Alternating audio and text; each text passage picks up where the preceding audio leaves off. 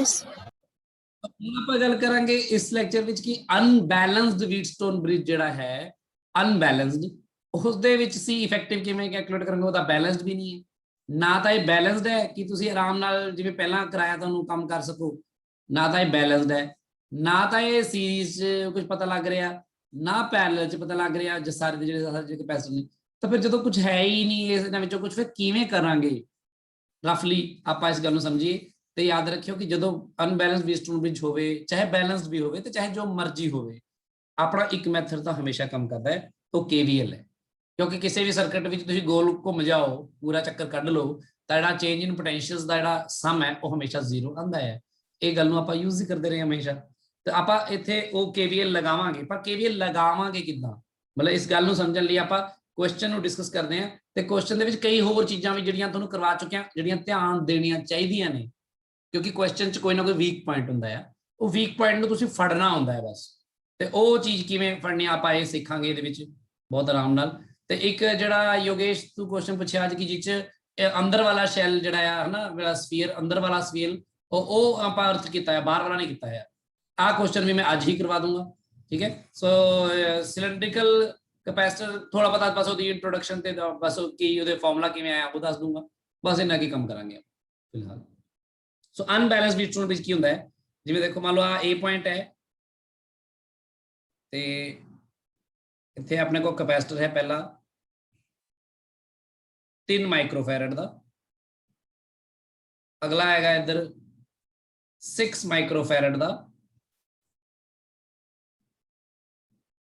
ਇੱਧਰ ਹੈਗਾ ਆਪਣੇ ਕੋਲ 6 ਮਾਈਕਰੋਫੈਰਡ ਦਾ ਇਸ ਕੁਐਸਚਨ ਨੂੰ ਆਪਾਂ ਦੋ ਮੈਥਡ ਨਾਲ ਕਰਾਂਗੇ ਤੁਸੀਂ ਦੋਨੋਂ ਚੀਜ਼ ਨੂੰ ਸਮਝਿਓ ਬਸ ਤੁਹਾਨੂੰ ਪੁਰਾਣਾ ਜੋ ਕਰਾਇਆ ਉਹੀ ਨਵਾਂ ਮੈਥਡ ਨਹੀਂ ਹੋਊਗਾ ਕੋਈ ਵੀ ਬਸ ਆਪਾਂ ਉਹਨੂੰ ਹਰ ਇੱਕ ਮੈਥਡ ਨੂੰ ਲਗਾ ਕੇ ਦੇਖਾਂਗੇ ਜਿਹਦੇ ਨਾਲ ਤੁਹਾਨੂੰ ਇਹ ਪਤਾ ਲੱਗੇ ਕਿ ਤੁਸੀਂ ਕਿਸੇ ਵੀ ਸਿਚੁਏਸ਼ਨ 'ਚ ਹਨਾ ਜ਼ਿਆਦਾ ਤੋਂ ਜ਼ਿਆਦਾ ਟੂਲਸ ਨੂੰ ਆਪਣੇ ਕਿਵੇਂ ਯੂਜ਼ ਕਰ ਸਕਦੇ ਹੋ ਇਹ ਆ B ਪੁਆਇੰਟ ਹੈ ਤੇ ਇਹਦੇ ਵਿੱਚ ਇੱਥੇ ਲੱਗਿਆ ਹੈ ਮੰਨ ਲਓ 5 ਮਾਈਕਰੋਫੈਰਡ ਹੁਣ ਆ ਜਿਹੜਾ ਵੀਟਸਟੋਨ ਬ੍ਰਿਜ ਹੈ ਇਹ 'ਚ ਆਪਾਂ ਨੂੰ ਕਿਹਾ ਗਿਆ ਸਿੰਪਲ ਜੀ ਗੱਲ ਆ ਕੁਐਸਚਨ ਬੜਾ ਛੋਟਾ ਜਿਹਾ find C effective between A and B obviously ਹਨਾ ਹੁਣ ਇਹਦੇ 'ਚ ਦੇਖੋ ਜੇ ਤਾਂ ਇਹਦੇ 3 6 ਆ ਇੱਥੇ ਵੀ 3 ਤੇ ਇੱਥੇ ਵੀ 6 ਹੁੰਦਾ ਹਨਾ ਫਿਰ ਤਾਂ ਬੈਲੈਂਸਡ ਹੋ ਗਿਆ ਸੀ 5 ਵਾਲਾ ਕੱਢ ਦੇਣਾ ਸੀ ਨਾ ਫਿਰ ਮੈਂ ਹਨਾ ਫਿਰ ਤਾਂ ਸਿੰਪਲ ਹੈ ਨਾ ਫਿਰ 5 ਵਾਲਾ ਮੈਂ ਕੱਢ ਦੇਣਾ ਸੀ ਪਰ ਹੁਣ ਮੈਂ ਕੀ ਕਰ ਰਿਹਾ ਹੁਣ ਮੈਂ ਦੇਖ ਰਿਹਾ ਕਿ ਇੱਧਰ 3 ਹੈ ਉਧਰ 6 ਹੈ ਇੱਧਰ 6 ਹੈ ਉਧਰ 3 ਹੈ ਐਂਡ 3/6 ਜੋ ਹੁੰਦਾ ਆ ਉਹ 6/3 ਦੇ ਬਰਾਬਰ ਨਹੀਂ ਹੁੰਦਾ ਇਹਦਾ ਮਤਲਬ ਇਹ ਜਿਹੜਾ ਵੀਟਸਟੋਨ ਬ੍ਰਿਜ ਹੈ ਬੈਲੈਂਸਡ ਨਹੀਂ ਹੈ ਯਾਨੀ ਕਿ ਮੈਂ ਵੀਟਸਟੋਨ ਬ੍ਰਿਜ ਪ੍ਰਿੰਸੀਪਲ ਜਿਹੜਾ ਆ ਉਹ ਤਾਂ ਇੱਥੇ ਲਗਾ ਨਹੀਂ ਸਕਦਾ ਠੀਕ ਹੈ ਸੋ ਸੋਲੂਸ਼ਨ ਦੇ ਵਿੱਚ ਦੇਖੋ ਸਭ ਤੋਂ ਪਹਿਲੀ ਗੱਲ ਤਾਂ ਇਹ ਬੈਲੈਂਸਡ ਨਹੀਂ ਹੈ ਫਿਰ ਇਹ 'ਚ ਸੀਰੀਜ਼ ਵਿੱਚ ਵੀ ਨਹੀਂ ਹੈ ਦੇਖੋ ਕੁਝ ਵੀ ਤੇ ਪੈਰਲਲ ਵਿੱਚ ਵੀ ਕੁਝ ਨਹੀਂ ਸਮਝ ਆ ਰਿਹਾ ਨਾ ਵੀ ਕਿਹੜੇ ਪੈਰਲਲ 'ਚ ਨੇ ਕਿਉਂਕਿ ਇਹਨਾਂ ਦੋਨੋਂ ਪੁਆਇੰਟਸ ਦਾ ਪੋਟੈਂਸ਼ੀਅਲ ਆਬਵੀਅਸਲੀ ਕੁਝ ਹੋਰ ਵੀ ਹੋ ਸਕਦਾ ਹੈ ਹਨਾ so you Kant say that ਇਹ ਦੋਨੋਂ ਪੈਰਲਲ 'ਚ ਨੇ ਜਾਂ ਸੀਰੀਜ਼ ਨੇ ਕੁਝ ਵੀ ਪਰ ਇਹਦੇ 'ਚ ਇੱਕ ਚੀਜ਼ ਹੈ ਦੇਖੋ ਜਿਹੜੀ ਚੀਜ਼ ਧਿਆਨ ਦੇਣੀ ਚਾਹੀਦੀ ਤੁਹਾਨੂੰ ਉਹ ਤੁਹਾਨੂੰ ਮੈਂ ਕਰਾਈ ਸੀ that is end point symmetry ਹੈ ਕਿ ਨਹੀਂ ਕਿਉਂਕਿ ਦੇਖੋ ਜਿਵੇਂ ਜੇ ਮੈਂ ਕਹਾਂ ਕਿ ਇੱਥੋਂ ਇਸ ਜਗ੍ਹਾ ਤੋਂ ਤੁਸੀਂ ਸਾਡੇ ਸਾਹਮਣੇ ਦੋ ਕੈਪੈਸਿਟਰ ਨੇ 3 ਤੇ 6 ਹਨਾ ਵਿਚਕਾਰ 5 ਲੱਗਿਆ ਹੈ ਬਿਲਕੁਲ ਉਵੇਂ ਹੀ ਤੇ ਇਧਰੋਂ ਯਾਨੀ ਕਿ ਜੇ ਤੁਸੀਂ A ਤੋਂ B ਵਾਲੇ ਪਾਸੇ ਨੂੰ ਜਾਓ ਤਾਂ ਰਸਤੇ ਵਿੱਚ ਜੋ ਹੋਏਗਾ ਚਾਰਜ ਦੇ ਨਾਲ ਜਦੋਂ B ਤੋਂ A ਵਾਲੇ ਪਾਸੇ ਨੂੰ ਬੰਦਾ ਆਣਾ ਚਾਹੇ ਤਾਂ ਵੀ ਤਾਂ ਸੇਮ ਹੀ ਹੋਏਗਾ ਕਿ ਨਹੀਂ ਹਨਾ Yes sir. ਯਾਨੀ ਕਿ ਚਾਹੇ ਤੁਸੀਂ ਕੈਪੈਸਿਟਰ ਨੂੰ ਸੌਰੀ ਬੈਟਰੀ ਨੂੰ A ਵਿੱਚ ਪੋਜ਼ਿਟਿਵ ਤੇ B 'ਚ ਨੈਗੇਟਿਵ ਜੋੜ ਦਿਓ ਚਾਹੇ B 'ਚ ਕਹਿੰਦੇ ਪੋਜ਼ਿਟਿਵ ਤੇ A 'ਚ ਨੈਗੇਟਿਵ ਜੋੜ ਦਿਓ ਤਾਂ ਦੋਨੋਂ ਹੀ ਕੇਸਿਸ ਦੇ ਵਿੱਚ ਜਿਹੜਾ ਤੁਹਾਡਾ ਕੈਪੈਸਿਟੈਂਸ ਹੋਏਗਾ ਉਹ ਤੇ ਕੋਈ ਫਰਕ ਨਹੀਂ ਪਏਗਾ ਇਹ ਐਂਡ ਪੁਆਇੰਟ ਸਿਮੈਟਰੀ ਹੈ ਐਂਡ ਪੁਆਇੰਟ ਸਿਮੈਟਰੀ ਹੈ ਤੇ ਐਂਡ ਪੁਆਇੰਟ ਸਿਮੈਟਰੀ ਵਿੱਚ ਇਹਨੂੰ ਯੂਜ਼ ਕਿਵੇਂ ਕਰਾਂਗੇ ਐਂਡ ਪੁਆਇੰਟ ਸਿਮੈਟਰੀ ਨੂੰ ਦੇਖੋ ਆਪਾਂ ਇਹਦੇ 'ਚ ਆਪਾਂ ਕੀ ਕਰਦੇ ਹਾਂ ਆਪਾਂ ਸੋਚ ਲੈਂਦੇ ਹਾਂ ਆਪਾਂ ਇਹਦੇ ਕ੍ਰਾਸ ਬੈਟਰੀ ਲਗਾਈ ਹੈ ਇਮੇजिन कर लो इस तरह लगाई है ਤੇ ਮੰਨ ਲਓ ਇਸ ਬੈਟਰੀ ਵਿੱਚੋਂ Q ਚਾਰਜ ਨਿਕਲਿਆ ਆ ਤੇ ਬੈਟਰੀ ਦਾ ਵੋਲਟੇਜ V ਹੈ ਤੇ ਤੁਹਾਨੂੰ ਪਤਾ ਹੈ ਬੇਸਿਕਲੀ C = Q/V ਹੁੰਦਾ ਆਪਾਂ ਪਹਿਲਾਂ ਵੀ ਯੂਜ਼ ਕੀਤਾ ਹਨਾ ਜੇ ਆਪਾਂ ਨੂੰ ਆ Q ਹੀ ਪਤਾ ਲੱਗ ਜੇ ਤਾਂ ਵੀ ਪਤਾ ਲੱਗ ਜਾਏਗਾ ਜੇ KVL ਲਗਾ ਲਗੂ ਕਿ ਮੈਂ Q ਹੀ ਪਤਾ ਕਰ ਲਵਾਂ ਹਨਾ ਇਨ ਟਰਮਸ ਆਫ V ਆ ਜਾਵੇ ਚਾਹੇ ਆਨਸਰ ਤਾਂ ਮੈਂ Q/V ਕਰ ਸਕਦਾ ਇੱਕ ਬਹੁਤ ਸਿੱਧਾ ਇਹ ਮੈਥਡ ਹਮੇਸ਼ਾ ਹੀ ਲੱਗੇਗਾ ਇਹਦੇ ਲਈ ਸੋਚਣ ਦੀ ਲੋੜ ਨਹੀਂ ਇੱਥੇ ਲੱਗੇਗਾ ਕਿ ਨਹੀਂ ਬਸ ਜਦੋਂ ਬੈਲੈਂਸ ਵੀਟਸਟੋਨ ਬ੍ਰਿਜ ਹੋਏਗਾ ਤਾਂ ਤੁਸੀਂ ਬੈਲੈਂਸ ਵਾਲਾ ਲਗਾਓਗੇ ਨਾ ਤੁਸੀਂ ਲੰਬਾ ਕੰਮ ਥੋੜੀ ਕਰੋਗੇ ਫਿਰ ਛੋਟਾ ਕੰਮ ਕਰੋਗੇ ਇੱਥੇ ਮੰਨ ਲਓ ਇੱਥੇ ਆਪਣੇ ਕੋਲ Q ਪਹੁੰਚ ਗਿਆ, Q ਪਹੁੰਚ ਗਿਆ, ਤੇ ਮੰਨ ਲਓ ਕਿ ਇੱਥੋਂ ਇੱਧਰ ਗਿਆ Q1 ਤੇ ਨੀਚੇ ਆਇਆ Q, ਵੈਸੇ Q ਮਾਈਨਸ Q1 ਵੀ ਕਹਿ ਸਕਦਾ ਮੈਂ, ਜ਼ਰੂਰ ਨਹੀਂ ਕਿ ਮੈਂ ਇਹਨੂੰ ਐ ਕਹਾਂ, ਹਨਾ। ਜਿਵੇਂ ਵੇਰੀਏਬਲ ਆਪਾਂ ਨੂੰ ਚਾਹੀਦੇ ਨਾ, ਘੱਟ ਤੋਂ ਘੱਟ ਇੰਟਰੋਡਿਊਸ ਕਰੀਏ, ਕਰਾਇਆ ਸੀ ਨਾ। Yes sir. ਬੇਸਿਕਲੀ ਇਹਨੂੰ Q ਮਾਈਨਸ Q1 ਵੀ ਕਹਿ ਸਕਦੇ ਹਾਂ, ਠੀਕ ਹੈ। ਫਿਲਹਾਲ ਮੈਂ ਤੁਹਾਨੂੰ ਚਲੋ Q2 ਤੋਂ ਕਰਾ ਦੇਣਾ, ਬਾਅਦ ਚ ਤੁਸੀਂ ਇਹਨੂੰ Q ਮਾਈਨਸ Q1 ਕਰਕੇ ਵੀ ਕਰ ਲਿਓ ਚਾਹੇ, ਕਿਉਂਕਿ ਇਸ ਮੈਥਡ ਵਿੱਚ ਆਪਾਂ ਨੂੰ ਉਹਦੀ ਕੋਈ ਉਹ ਲੋੜ ਨਹੀਂ ਹੈਡਕ ਲੈਣ ਦੀ। ਇੱਥੇ ਮੈਂ Q2 ਲੈ ਲੈਣਾ, ਮੰਨ ਲਓ Q1, ਆਪਾਂ ਨੂੰ ਇਹ ਪਤਾ ਹੈ ਬਸ ਕਿ ਜਿਹੜਾ Q1 ਤੇ Q2 ਦੋਨਾਂ ਨੂੰ ਜੋੜ ਕੇ ਕੀ ਬਣਦਾ ਹੈ, Q। ਆ ਯੂਜ਼ ਕਰ ਸਕਦੇ ਹਾਂ। ਹੁਣ ਇੱਕ ਗੱਲ ਸੋਚੋ ਕਿ ਜੇ ਇਧਰੋਂ ਆ ਕੇ ਕਰੰਟ ਸੌਰੀ ਜਿਹੜਾ ਚਾਰਜ ਹੈ ਉੱਪਰ 3 ਵਾਲੇ ਪਾਸੇ ਨੂੰ Q1 ਗਿਆ, 6 ਵਾਲੇ ਪਾਸੇ Q2 ਆਇਆ, ਐਂਡ ਪੁਆਇੰਟ ਸਿਮੈਟਰੀ ਕਹਿੰਦੀ ਹੈ, ਫਿਰ ਇਧਰ 6 ਵਾਲੇ ਪਾਸੇ ਤੋਂ ਤੁਹਾਨੂੰ ਵਾਪਸ ਕਿੰਨਾ ਆਉਣਾ ਚਾਹੀਦਾ ਹੈ, Q2, ਤੇ 3 ਵਾਲੇ ਪਾਸੇ ਤੋਂ ਵਾਪਸ ਕਿੰਨਾ ਆਉਣਾ ਚਾਹੀਦਾ ਹੈ, Q1। ਇਹ ਐਂਡ ਪੁਆਇੰਟ ਸਿਮੈਟਰੀ ਦਾ ਸਭ ਤੋਂ ਪਹਿਲਾ ਇੱਕ ਆਈਡੀਆ ਹੈ ਜਿਹੜਾ ਤੁਹਾਨੂੰ ਹੋਣਾ ਚਾਹੀਦਾ। ਜੇ ਐਂਡ ਪੁਆਇੰਟ ਸਿਮੈਟਰੀ ਹੈ, ਜਿਸ ਤਰ੍ਹਾਂ ਚਾਰਜ ਐਂਟਰ ਕਰਕੇ ਡਿਸਟ੍ਰੀਬਿਊਟ ਹੋਇਆ, ਉਸੇ ਤਰ੍ਹਾਂ ਦੂਜੇ ਪਾਸੇ ਕਲੈਕਟ ਵੀ ਹੋਏਗਾ, ਬਿਲਕੁਲ ਉਸ ਤਰ੍ਹਾਂ ਹੀ। ਤੇ ਜੇ ਸਾਰੇ ਕੈਪੈਸਿਟਰ ਬਰਾਬਰ ਹੁੰਦੇ, ਫਿਰ ਸ਼ਾਇਦ ਬਰਾਬਰ ਇੱਧਰ ਜਾਂਦਾ, ਬਰਾਬਰ ਇੱਧਰੋਂ ਆਉਂਦਾ, ਪਰ ਇੱਥੇ 6 ਵਾਲੇ ਪਾਸੇ ਤੋਂ Q2 ਤੇ 3 ਵਾਲੇ ਪਾਸੇ Q1 ਗਿਆ, ਤਾਂ ਇੱਧਰ Q1 ਹੀ ਐਂਟਰ ਕਰੇਗਾ। ਇਸ ਦਾ ਆਪਾਂ ਨੂੰ ਫਾਇਦਾ ਹੋਏਗਾ, ਪਤਾ ਕੀ ਫਾਇਦਾ ਹੋਏਗਾ, ਦੇਖੋ ਇਹਦਾ ਮਤਲਬ ਇਹ ਹੈ ਕਿ ਜਿਹੜਾ ਇਹ ਚਾਰਜ Q1 ਗਿਆ ਇੱਧਰ, ਆ ਪॉजिटिव प्लेट होगी, आ नेगेटिव प्लेट होगी, इधर आ पॉजिटिव प्लेट होगी, आ नेगेटिव प्लेट होगी, इधर चार्ज जा रहा है, मैंने पता इधर जा रहा है Q2, तो पक्की गल आ पॉजिटिव प्लेट होगी या नेगेटिव प्लेट होगी, आ पॉजिटिव या नेगेटिव होगी, आ जा रहा है अपना चार्ज Q1। तुम सोच के देखो, फिर आ 5 माइक्रोफैरड वाली वायर है कि ਇਹਦਾ ਚ ਕਰੰਟ ਤੁਸੀਂ ਲਿਖ ਸਕਦੇ ਹੋ, ਕਿਉਂਕਿ ਇਧਰੋਂ ਆਇਆ ਕਿੰਨਾ ਹੈ, Q1, ਗਿਆ ਕਿੰਨਾ ਇਧਰੋਂ, Q2।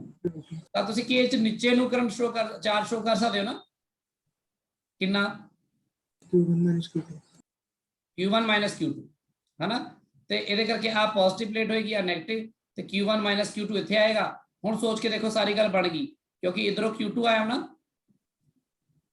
ਤੇ ਉੱਪਰੋਂ Q1 ਮਾਈਨਸ Q2 ਆ, ਮਿਲ ਕੇ ਕੀ ਬਣ ਜਾਊਗਾ, Q1 ਬਣ ਜਾਊਗਾ ਨਾ, ਬਣ ਗਈ ਸਕੀਮ। ਹੁਣ ਇਸ ਤੋਂ ਬਾਅਦ ਆਪਾਂ ਕਰਨਾ ਕੀ ਹੁੰਦਾ ਹੈ, ਆਪਾਂ ਬਸ ਇਹਦੇ ਪੁਆਇੰਟਸ ਨੂੰ ਤੁਸੀਂ ਕੋਈ ਨਾਮ ਦੇ ਦਿਓ, ਕੋਈ ਵੀ ਨਾਮ, ਇਹਨੂੰ ਇਹ ਤੇ ਵੀ ਦਿੱਤਾ ਹੈ, ਤੁਸੀਂ ਇਹਨੂੰ ਕੁਝ ਵੀ ਦੇ ਦਿਓ,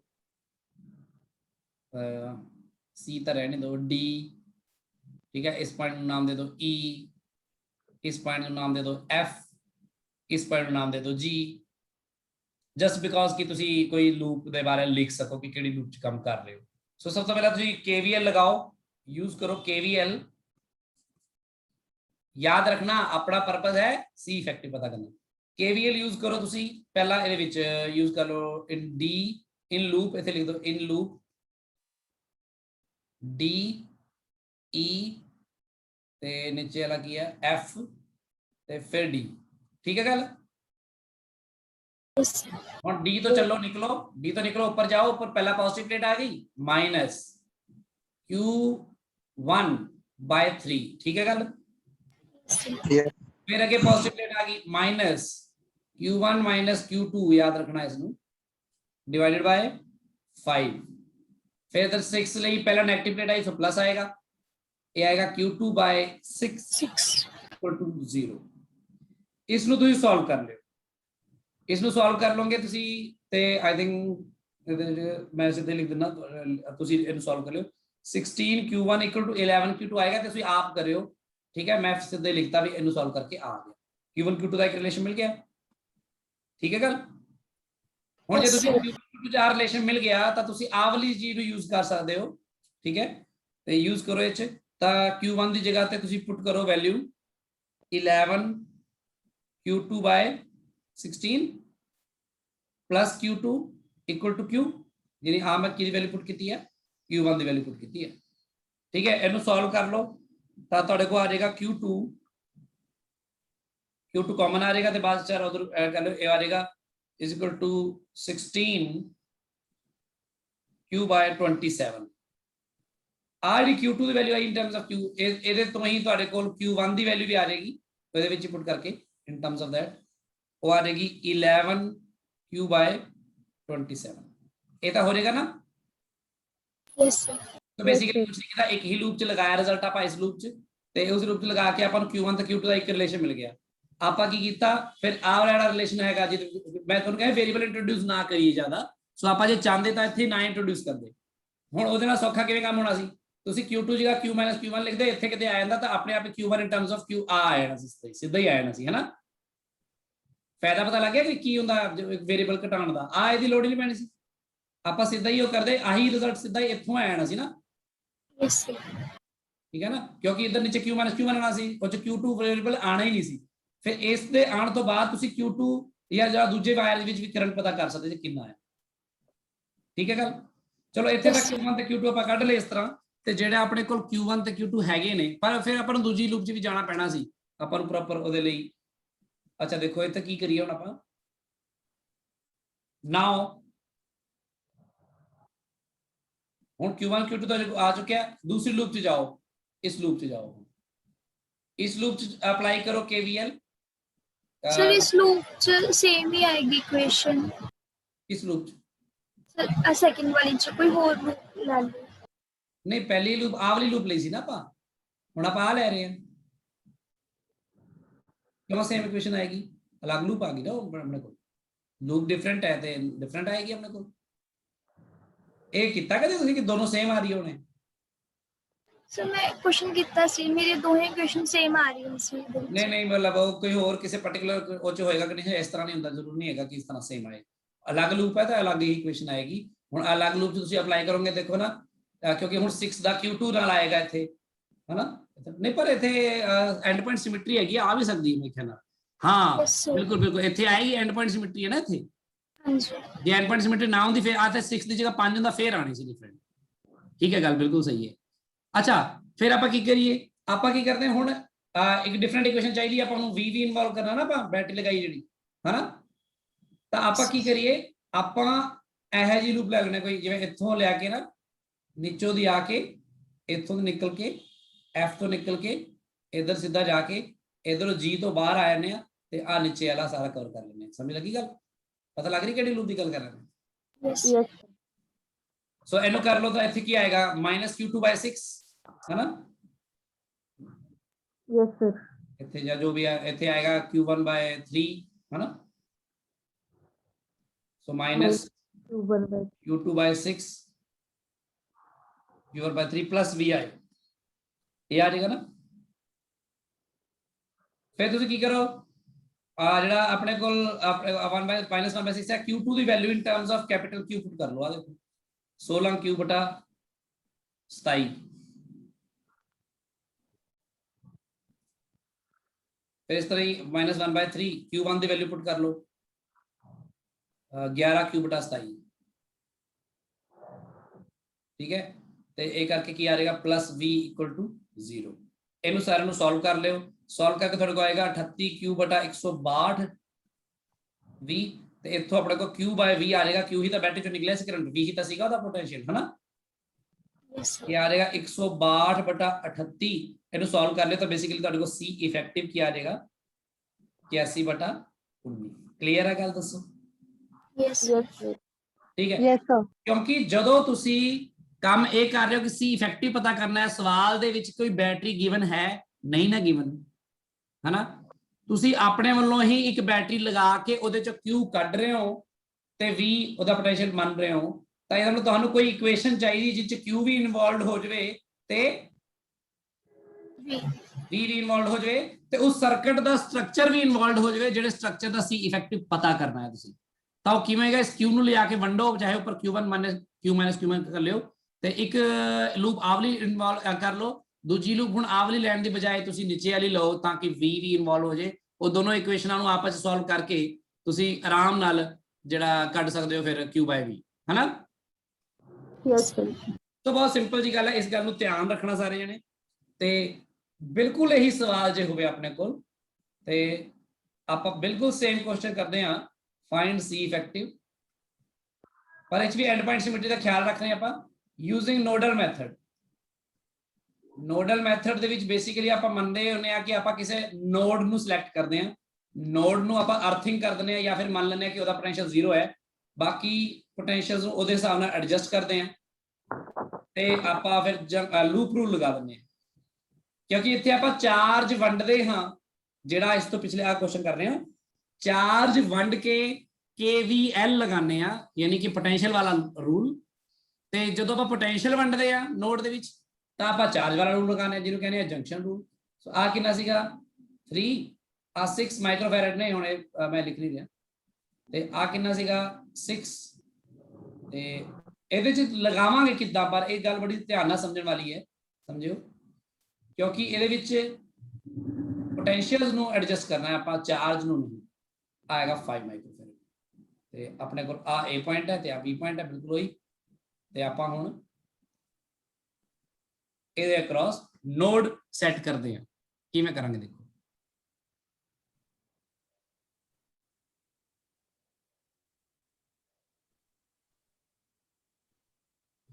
ਆ ਦੇਖੋ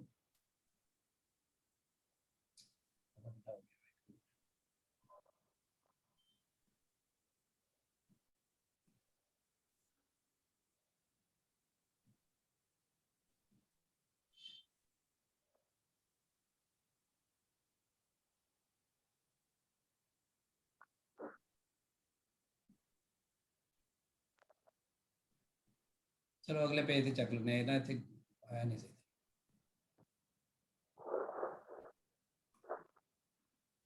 देखो हुण आप पोटेंशियल सेट करने हैं पोटेंशियल सेट करने फिर आप की करिए आप मान लें कि इहदे अक्रॉस एक बैटरी सेट की है लगाई है अटैच की है बैटरी V वोल्टेज है ठीक है ਤੇ ਜੇ 20 ਵੋਲਟੇਜ बैटरी का बेसिकली अपना एक तरह नोड आ हो गया समझ लो ਤੁਸੀਂ बैटरी 20 वोल्ट ਦੀ ਮੰਨੀਏ ਦੋਨਾਂ ਚ पोटेंशियल डिफरेंस है ना और कोई विच अर्थिंग ना भी मनो तो इत्थे कितना 0 वोल्ट होएगा कि नहीं यस ते इत्थे कितना होएगा इस पॉइंट ते 20 वोल्ट होएगा ना ये तो क्लियर है गल सब नु सो बेसिकली इत्थों जे मान के चलो हुण आ पॉइंट दा वोल्टेज फिक्स कर लो तुसी आएदा या नीचे दा क्योंकि V हैगा तो इधर कटिया आएगा कुछ ना कटे होएगा ना इत्थे कुछ ना कुछ चार्ज गया होना ना 3 वाले ते यस ਤੇ ਕੁਝ ਨਾ ਕੁਝ ਕਟਿਆ ਹੋਣਾ ਪਤਾ ਨਹੀਂ ਕਿੰਨਾ ਕਟਿਆ ਹੋਣਾ ਜਿੰਨਾ ਵੀ ਕਟਿਆ ਹੋਣਾ ਮੰਨ ਲੈਂਦੇ ਆ ਇਹਦਾ ਪੋਟੈਂਸ਼ੀਅਲ ਹੈਗਾ V1 ਆ ਗੱਲ ਕਲੀਅਰ ਹੈ यस ਬਸ ਆ ਮੰਨ ਲਿਆ ਮੈਂ V1 ਇਹਦਾ ਯਾਨੀ ਕਿ ਇਸ ਦੇ ਅਕ੍ਰੋਸ ਜਿਹੜਾ ਪੋਟੈਂਸ਼ੀਅਲ ਡ੍ਰੌਪ ਹੈ ਉਹ ਕਿੰਨਾ ਹੈ V1 ਹੋਇਆ ਸਮਝ ਲੱਗੀ ਗੱਲ ਨਹੀਂ ਨਹੀਂ ਡ੍ਰੌਪ V1 ਨਹੀਂ ਹੋਇਆ ਡ੍ਰੌਪ ਬੇਸਿਕਲੀ V V1 ਹੋਇਆ ਨਾ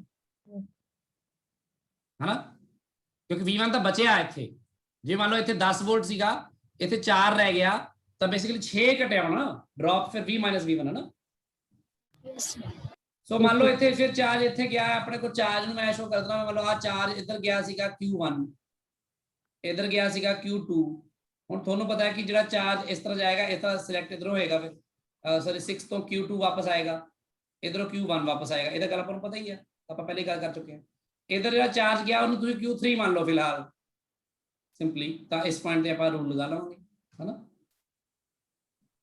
ਹੁਣ ਤੁਸੀਂ ਸੋਚੋ ਕਿ ਜੇ ਇਹ V1 ਹੈ ਵੋਲਟੇਜ ਤਾਂ ਇਹ ਨੀਚੇ ਵਾਲੇ ਪੁਆਇੰਟ ਦਾ ਵੋਲਟੇਜ ਕਿੰਨਾ ਹੋਏਗਾ ਇਹਦਾ ਇਹ ਬੜੀ ਇੰਪੋਰਟੈਂਟ ਗੱਲ ਹੈ ਇਹਦਾ ਪੁਆਇੰਟ ਇਹਦਾ ਵੋਲਟੇਜ V ਹੈ ਇਹਦਾ V1 ਹੈ ਇਹਦਾ ਵੋਲਟੇਜ ਕਿੰਨਾ ਹੋਏਗਾ ਸੋਚੋ ਸਾਰੇ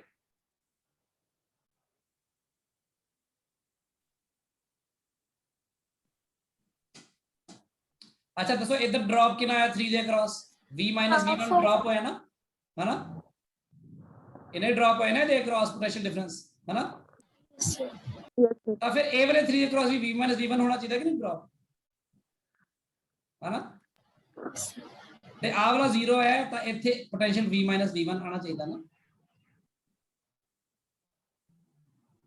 समझ लगी गल यस क्योंकि जिन्ना ड्रॉप इस 3 ਦੇ ਕ੍ਰਾਸ ਹੋਣਾ ਇਸ 3 ਦੇ ਕ੍ਰਾਸ ਹੋਣਾ ਚਾਹੀਦਾ ਕਿ ਸਿਮੈਟਰੀ ਹੈ ਆਪਣੇ ਕੋਲ ਤੇ ਆਪਾਂ ਜੰਕਸ਼ਨ ਰੂਲ ਜੇ ਲਾਵਾਂਗੇ ਹੁਣ ਯੂਜ਼ ਜੰਕਸ਼ਨ ਰੂਲ ਆਪਾਂ ਜੰਕਸ਼ਨ ਰੂਲ ਲਗਾ ਦਿੰਦੇ ਆ ਪੁਆਇੰਟਸ ਤੇ ਇਹ ਪੁਆਇੰਟ ਨੂੰ ਆਪਾਂ A B ਹੈਗੇ ਨੇ ਇਹਨੂੰ ਆਪਾਂ D E ਕਹਿ ਦਿੰਦੇ ਆ ਐਟ D D ਪੁਆਇੰਟ ਤੇ ਆਪਣਾ ਜੰਕਸ਼ਨ ਰੂਲ ਲਗਾਓ ਇਧਰੋਂ ਆਇਆ ਚਾਰਜ Q1 इधर गया चार्ज Q2 नीचे गया Q3 तब बेसिकली की होएगा Q1 will be equal to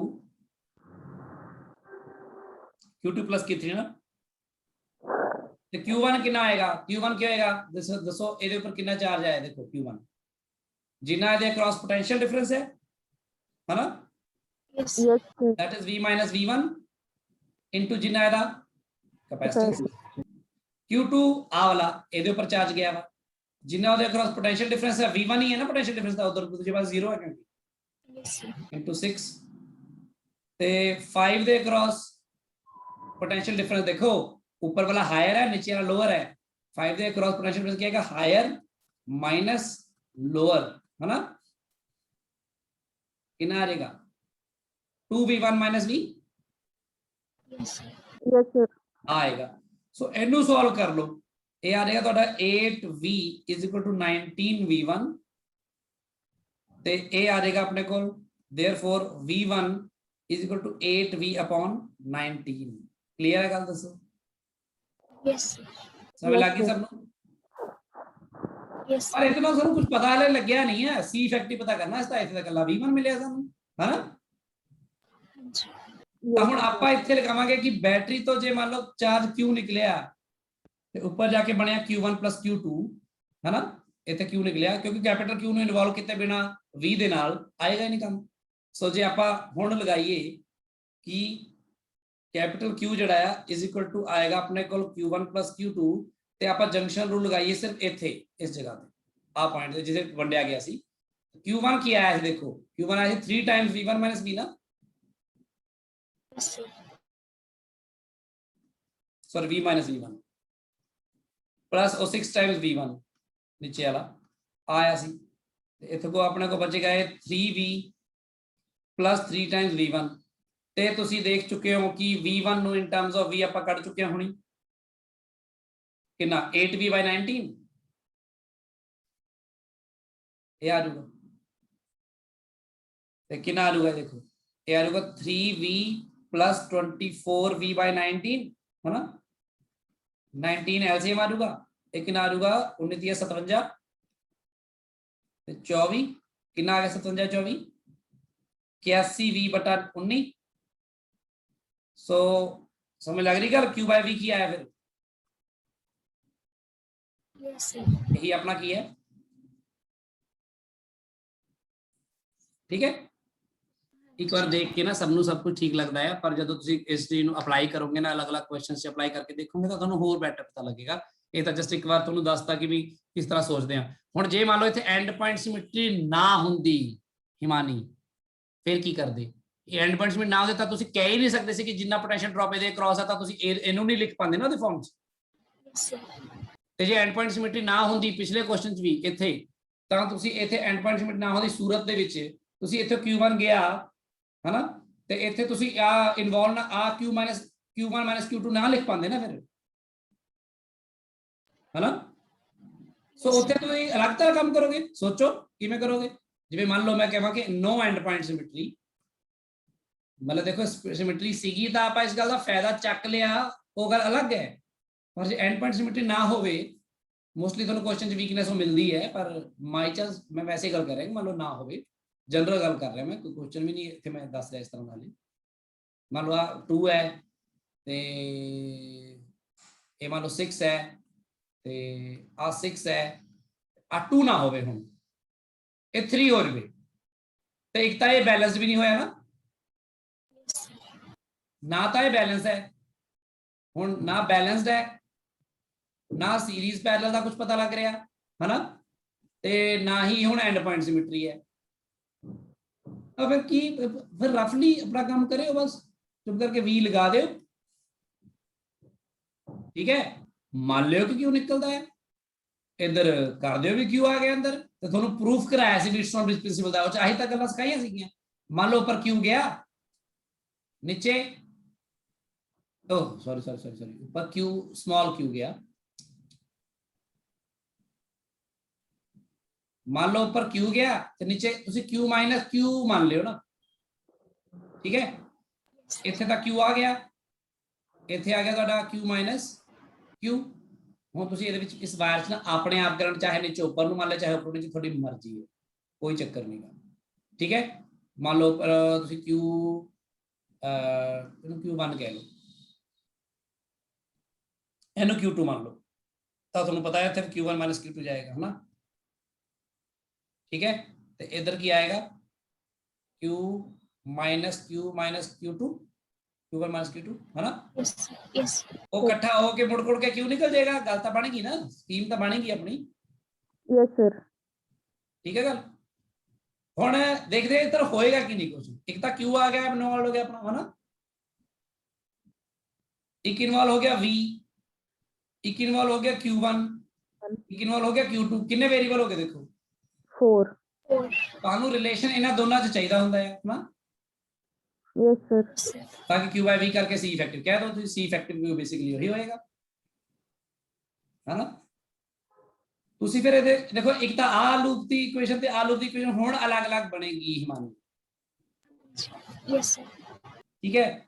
plus ਤੀਜੀ ਲੂਪ ਕਿਹੜੀ ਲੈ ਸਕਦੇ ਹੋ ਤੁਸੀਂ, ਉੱਪਰੋਂ ਘੁੰਮ ਕੇ ਨਾ ਪੂਰੀ ਨੀਚੇ ਵਾਲੀ ਬੈਟਰੀ ਨੂੰ ਵਿੱਚ ਲੈ ਲਿਓ, ਚਾਹੇ ਨੀਚੋਂ ਦੀ 6-3 ਦੇ ਨਾਲ ਲੈ ਲਿਓ ਬੈਟਰੀ ਨੂੰ, ਜਾਂ 2-6 ਦੇ ਨਾਲ ਬੈਟਰੀ ਨੂੰ ਲੈ ਲਿਓ, ਸਮਝ ਲੱਗੀ ਗੱਲ। Yes sir yes sir.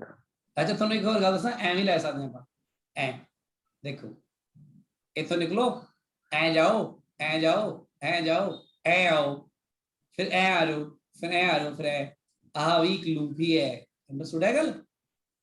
Yes sir so ਇਸ ਤਰ੍ਹਾਂ ਕਰਕੇ ਦੇਖਿਓ ਤੁਸੀਂ ਇਕੁਏਸ਼ਨਸ ਕਿੰਨੀਆਂ ਚ ਤੁਹਾਡਾ ਸਰਦਾ ਹੈ, ਕਿਵੇਂ ਬਣਦੀ ਹੈ, ਇਸ ਨੂੰ ਤੁਸੀਂ ਐਜ਼ ਪ੍ਰੈਕਟਿਸ ਲੈ ਲਿਓ ਇਹਨੂੰ, ਠੀਕ ਹੈ,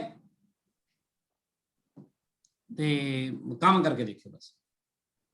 ਸੋ ਇਸ ਤਰ੍ਹਾਂ ਮੈਂ ਤੁਹਾਨੂੰ ਜਸਟ ਇੱਕ ਦੱਸ ਰਿਹਾ ਕਿ ਜਿਵੇਂ ਆਪਣੇ ਕੋਲ ਕੋਈ ਨਾ ਕੋਈ ਇਸ ਤਰ੍ਹਾਂ ਦਾ ਐਂਡ ਪੁਆਇੰਟ ਸਿਮਿਟਰੀ ਵਰਗਾ ਕੋਈ ਨਾ ਕੋਈ ਇਸ ਤਰ੍ਹਾਂ ਦਾ ਮਤਲਬ ਉਹ ਮਿਲ ਜਾਂਦਾ, ਤੇ ਆਪਾਂ ਉਹਨੂੰ ਯੂਜ਼ ਕਰਕੇ ਵੀ ਕੰਮ ਕਰ ਪਾਉਂਦੇ ਆ ਇਸ ਤਰ੍ਹਾਂ ਦਾ। ਸਮਝ ਲੱਗੀ ਸਾਰਿਆਂ ਨੂੰ ਗੱਲ, यस ਠੀਕ ਹੈ। ਸਰ ਹਾਂਜੀ ਸਰ ਜਿਹੜਾ ਸਭ ਤੋਂ ਪਹਿਲਾ ਕੁਐਸਚਨ ਕੀਤਾ ਸੀਗਾ, ਉਹਦੇ ਚ ਆਪਾਂ ਸੈਂਟਰ ਵਾਲੀ ਜਿਹੜੀ ਬ੍ਰਿਜ ਵਾਇਰ ਆ ਉਹਦੇ ਚ ਨੀਚੇ ਉੱਪਰ ਨੂੰ ਚਾਰਜ ਲੈ ਸਕਦੇ ਸੀ। ਇਹਦੇ ਚ, ਇਹਦੇ ਚ ਹਾਂ ਹਾਂ ਹਾਂਜੀ। ਬਿਲਕੁਲ ਬਿਲकुल। ਫਿਰ ਤੂੰ ਵੀ ਪਤਾ ਕੀ ਕਰਦਾ, ਫਿਰ ਇਹਨੂੰ ਹੀ ਬਦਲ ਦਿੰਦਾ ਬਸ, ਤੂੰ ਫਿਰ ਇਹਨੂੰ ਕਹਿ ਦਿੰਦਾ, ਕੀ ਕਰਦਾ ਇਹਨੂੰ ਤੂੰ ਉੱਪਰ ਨੂੰ ਜਾਂਦਾ ਨਾ, Q2 - Q1। ਹਾਂ Q2 - Q1, ਤੇ ਉੱਪਰ Q2 - Q1 ਪਹੁੰਚਦਾ, ਫਿਰ ਉਹ Q2 - Q1 ਦੇ ਵਿੱਚ ਆ Q1 ਐਡ ਹੋ ਜਾਂਦਾ, ਤਾਂ ਫਿਰ Q2 ਬਣ ਜਾਂਦਾ। Okay sir. ਦੇਖੋ ਨਾ, ਆਹੀ ਵਾਲੀ ਫਰੀडम्स ਤਾਂ ਆਪਾਂ ਨੂੰ ਹਮੇਸ਼ਾ ਰਹਿੰਦੀਆਂ ਨੇ ਨਾ ਇੱਥੇ, ਆਹੀ ਤਾਂ ਵਧੀਆ ਗੱਲ ਆ ਕਿ ਆਪਾਂ ਨੂੰ ਆਹ ਫਰੀडम ਹਮੇਸ਼ਾ ਹੀ ਮਿਲਦੀ ਹੈ, ਹਮੇਸ਼ਾ ਹੀ। ਜਦੋਂ ਵੀ ਆਪਾਂ ਮਤਲਬ KVL ਲਗਾਉਂਦੇ ਆ, ਚਾਰਜ ਸਕੀਮ ਜੇ ਪਤਾ ਹੀ ਨਹੀਂ ਗਈ ਕਿਸੇ ਨੂੰ, ਤਾਂ ਫਿਰ ਆਪਾਂ ਤਾਂ ਉਹੀ ਲਗਾ ਜੇ ਆ, ਤਾਂ ਫਿਰ ਮੈਂ ਪਹਿਲੇ ਦੱਸਦਾ Q1 ਇੰਨਾ ਗਿਆ, Q2 ਇੰਨਾ ਗਿਆ, ਇੰਨਾ ਗਿਆ, ਫਿਰ ਤਾਂ ਮੈਂ ਗੱਲ ਵੀ ਕਰ ਲੂੰਗਾ। ਮੈਨੂੰ ਜਦ ਪਤਾ ਹੀ ਨਹੀਂ ਕਿੰਨਾ Q1 ਕਿੰਨਾ Q2 ਹੈ, ਤਾਂ ਫਿਰ ਮੈਂ ਬ੍ਰਿਜ ਵਾਇਰ ਵਿੱਚ ਜਿੱਧਰ ਮਰਜ਼ੀ ਨੂੰ ਕਰੰਟ ਭੇਜਾਂ।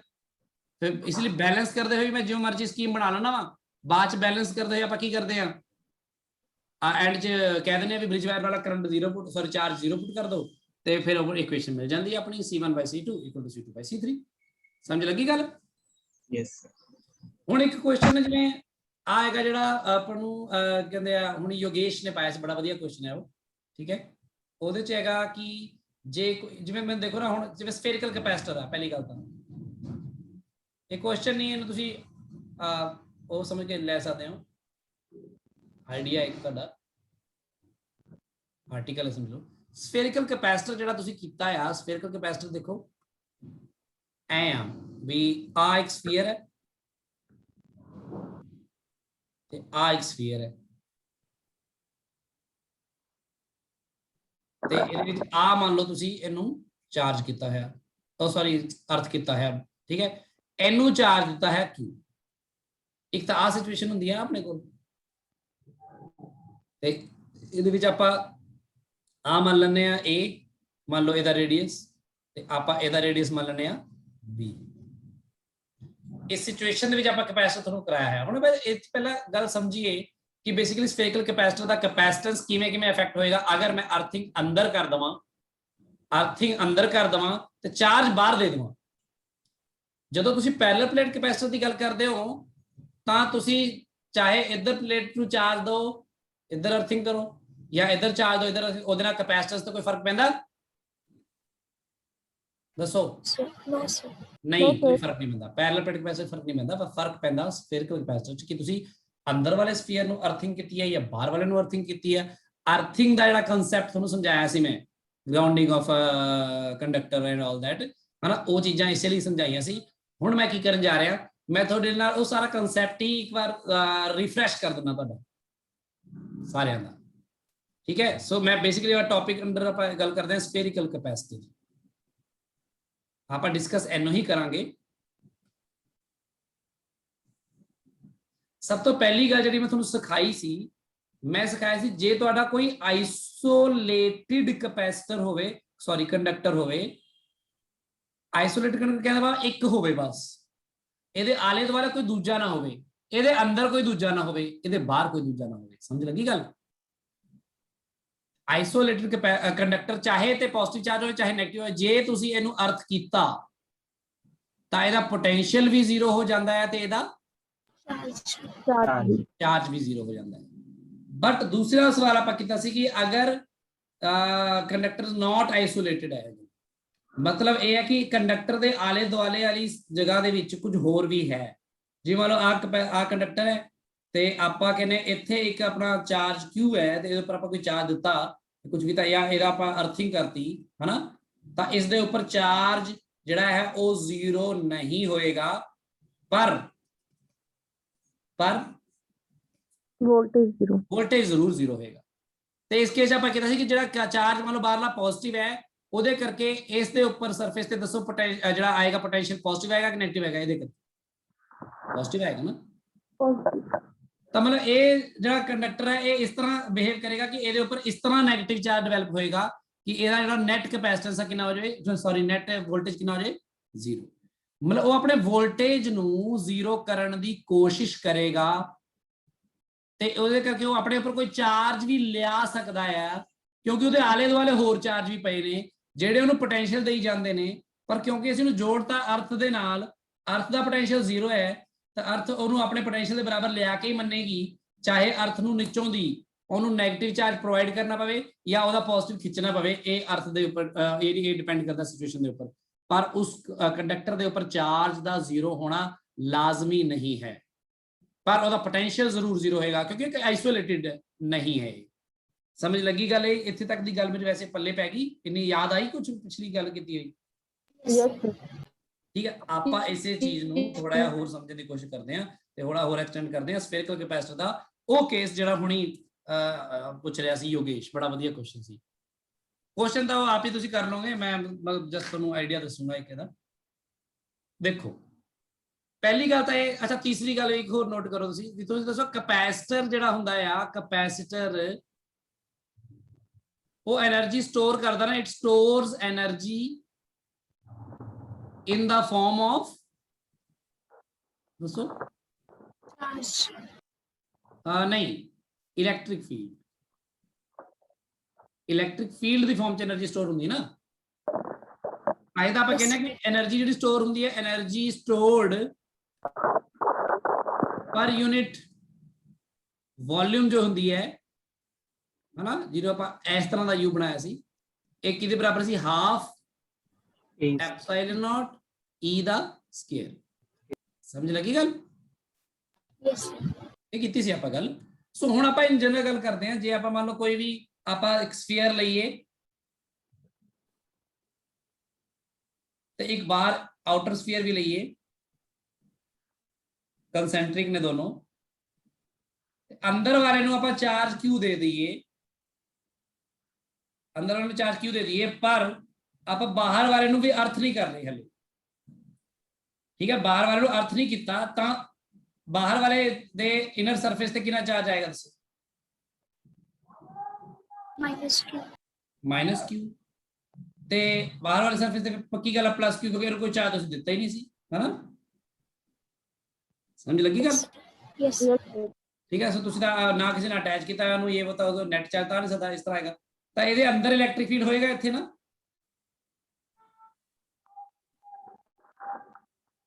यस ਤੇ ਬਾਹਰ ਵਾਲੇ ਚਾਰਜ ਕਰਕੇ ਬਾਹਰ ਵੀ ਤਾਂ ਇਲੈਕਟ੍ਰਿਕ ਫੀਲਡ ਹੋਏਗਾ ਨਾ। ਮਤਲਬ ਜਿਹੜਾ ਇਹ ਕੈਪੈਸਿਟਰ ਬਣਿਆ ਇਹਦੀ એનર્ਜੀ ਸਟੋਰਡ ਬਾਹਰ ਵੀ ਹੈ ਤੇ ਅੰਦਰ ਵੀ ਹੈ। ਹਾਲਾਂਕਿ ਆਪਾਂ ਜਦੋਂ ਪਲੇਟਾਂ ਬਣਾਉਂਦੇ ਆ ਤਾਂ ਜਿਹੜੀ ਆਪਾਂ એનર્ਜੀ ਦੀ ਗੱਲ ਕਰਦੇ ਆ, ਮੈਂ ਤੁਹਾਨੂੰ ਇਸ ਲਈ ਉਹ ਪ੍ਰਿੰਸੀਪਲ ਆਫ ਕੈਪੈਸਿਟਰ ਸਮਝਾਇਆ ਸੀ। ਆ ਪਲੇਟਾਂ ਵਿੱਚੋਂ ਇੱਕ ਪਲੇਟ ਆਪਣੀ ਹਮੇਸ਼ਾ ਕੀ ਹੁੰਦੀ ਹੈ? ਅਰਥਡ ਹੁੰਦੀ ਹੈ।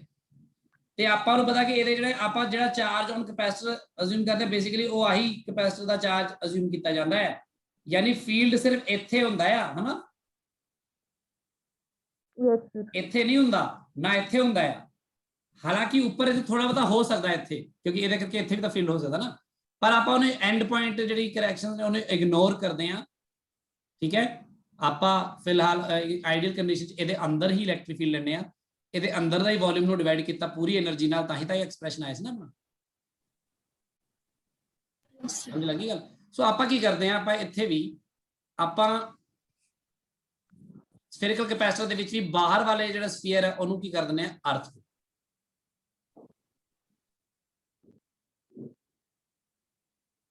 बाहर वाले ਨੂੰ ਆਪਾਂ ਅਰਥਡ ਕਰ ਦਿੰਨੇ ਆ, ਇਹਨੂੰ ਆਪਾਂ ਫਿਲਹਾਲ ਲਈ ਭੁੱਲ ਜਾਂਦੇ ਆ, ਠੀਕ ਹੈ। ਤੇ ਆਪਾਂ ਗੱਲ ਕਰਦੇ ਆ, ਆਪਾਂ ਬਸ ਅਰਥਿੰਗ ਕਰ ਦਿੱਤੀ ਹੈ ਬਾਹਰ ਵਾਲੇ ਕੈਪੈਸਿਟਰ ਦੀ, ਇਹਦੀ ਬਾਹਰ ਵਾਲੇ ਕੰਡਕਟਰ ਦੀ, ਇਹਦੀ ਅਰਥਿੰਗ ਕਰ ਦਿੱਤੀ। ਜਦੋਂ ਅਰਥਿੰਗ ਕਰ ਦਿੱਤੀ ਹੈ ਤਾਂ ਆ ਜਿਹੜਾ ਬਾਹਰ ਵਾਲਾ ਕੰਡਕਟਰ ਜਿਹਦੀ ਅਰਥਿੰਗ ਕੀਤੀ ਹੈ, ਤੁਸੀਂ ਮੈਨੂੰ ਦੱਸੋ ਇਹਦੇ ਉੱਪਰ ਇਹਦਾ ਪੋਟੈਂਸ਼ੀਅਲ ਜ਼ੀਰੋ ਹੋਣਾ ਲਾਜ਼ਮੀ ਹੈ ਕਿ ਇਹਦਾ ਚਾਰਜ ਪੱਕਾ ਜ਼ੀਰੋ ਹੋਏਗਾ? पोटेंशियल सिर्फ पोटेंशियल जीरो होएगा, ਇਹਦਾ चार्ज जीरो होना लाजमी नहीं है, क्योंकि यही कोई आइसोलेटेड कंडक्टर नहीं है। ਤੇ ਅਰਥਿੰਗ ਦੇ ਕਰਕੇ ਅਰਥ ਤੋਂ ਜਿੰਨੇ ਮਰਜ਼ੀ ਇਲੈਕਟ੍ਰੋਨ ਉੱਪਰ ਆ ਸਕਦੇ ਨੇ ਜਾਂ ਜਿੰਨੇ ਮਰਜ਼ੀ ਉੱਪਰੋਂ ਨੀਚੇ ਜਾ ਸਕਦੇ ਨੇ, ਬਸ ਉਹ ਐਡਜਸਟਮੈਂਟ ਐ ਹੋਏਗੀ ਕਿ ਇਹਦਾ ਪੋਟੈਂਸ਼ੀਅਲ ਜ਼ੀਰੋ ਹੋਵੇ। ਸੋ ਜੇ ਮੈਂ ਮੰਨ ਲਵਾਂ ਕਿ ਇਸ ਹੁਣ ਅਰਥਿੰਗ ਕੀਤੀ ਹੋਈ ਹੈ, ਤਾਂ ਅਰਥਿੰਗ ਕਰਨ ਤੋਂ ਬਾਅਦ ਕੀ ਹੁੰਦਾ ਹੈ, ਇੱਕ ਤਾਂ ਆ ਹੁੰਦਾ ਹੈ, ਮੰਨ ਲਓ ਇਹਦਾ A ਰੇਡੀਅਸ ਹੈ, ਇਹਦਾ B ਰੇਡੀਅਸ ਹੈ, ਆ ਮੰਨ ਲਓ A ਵੱਡੇ ਦਾ B, ਤਾਂ ਇਹਦੇ ਉੱਪਰ ਚਾਰਜ ਕਿੰਨਾ ਆਏਗਾ ਮੈਨੂੰ ਪਤਾ ਨਹੀਂ ਹੈ, ਮੰਨ ਲਓ ਮੈਂ ਮੰਨ ਲੈਣਾ Q ਡੈਸ਼ ਆਏਗਾ, ਠੀਕ ਹੈ,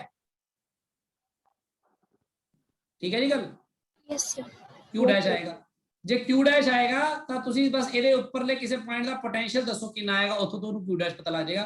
ਇਸ ਪੁਆਇੰਟ ਤੇ ਪੋਟੈਂਸ਼ੀਅਲ ਦਾ ਫਾਰਮੂਲਾ ਲਿਖੋ ਐਟ ਸਰਫੇਸ, ठीक है। ਕੀ ਹੋਏਗਾ, ਪਹਿਲਾਂ ਤਾਂ ਅੰਦਰ ਵਾਲੇ ਸਫੀਅਰ ਕਰਕੇ ਲਓ, ਉਹ ਆਏਗਾ K ਅੰਦਰ ਵਾਲੇ ਦਾ ਚਾਰਜ Q ਬਟਾ ਜਿੰਨਾ ਅੰਦਰ ਵਾਲੇ ਦੇ ਸੈਂਟਰ ਤੋਂ ਬਾਹਰ ਵਾਲੇ ਪੁਆਇੰਟ ਦਾ ਡਿਸਟੈਂਸ ਹੈ, ਕਿਉਂਕਿ ਆਊਟਸਾਈਡ ਪੁਆਇੰਟ ਲਈ ਆਪਾਂ Q ਨੂੰ ਕੰਸੀਡਰੇਟ ਮੰਨ ਸਕਦੇ ਨਾ ਸੈਂਟਰ ਤੇ, प्लस बाहर वाले सरफेस दे करके ऑपोजिट सरफेस ते KQ डैश अपॉन B ही होएगा ना,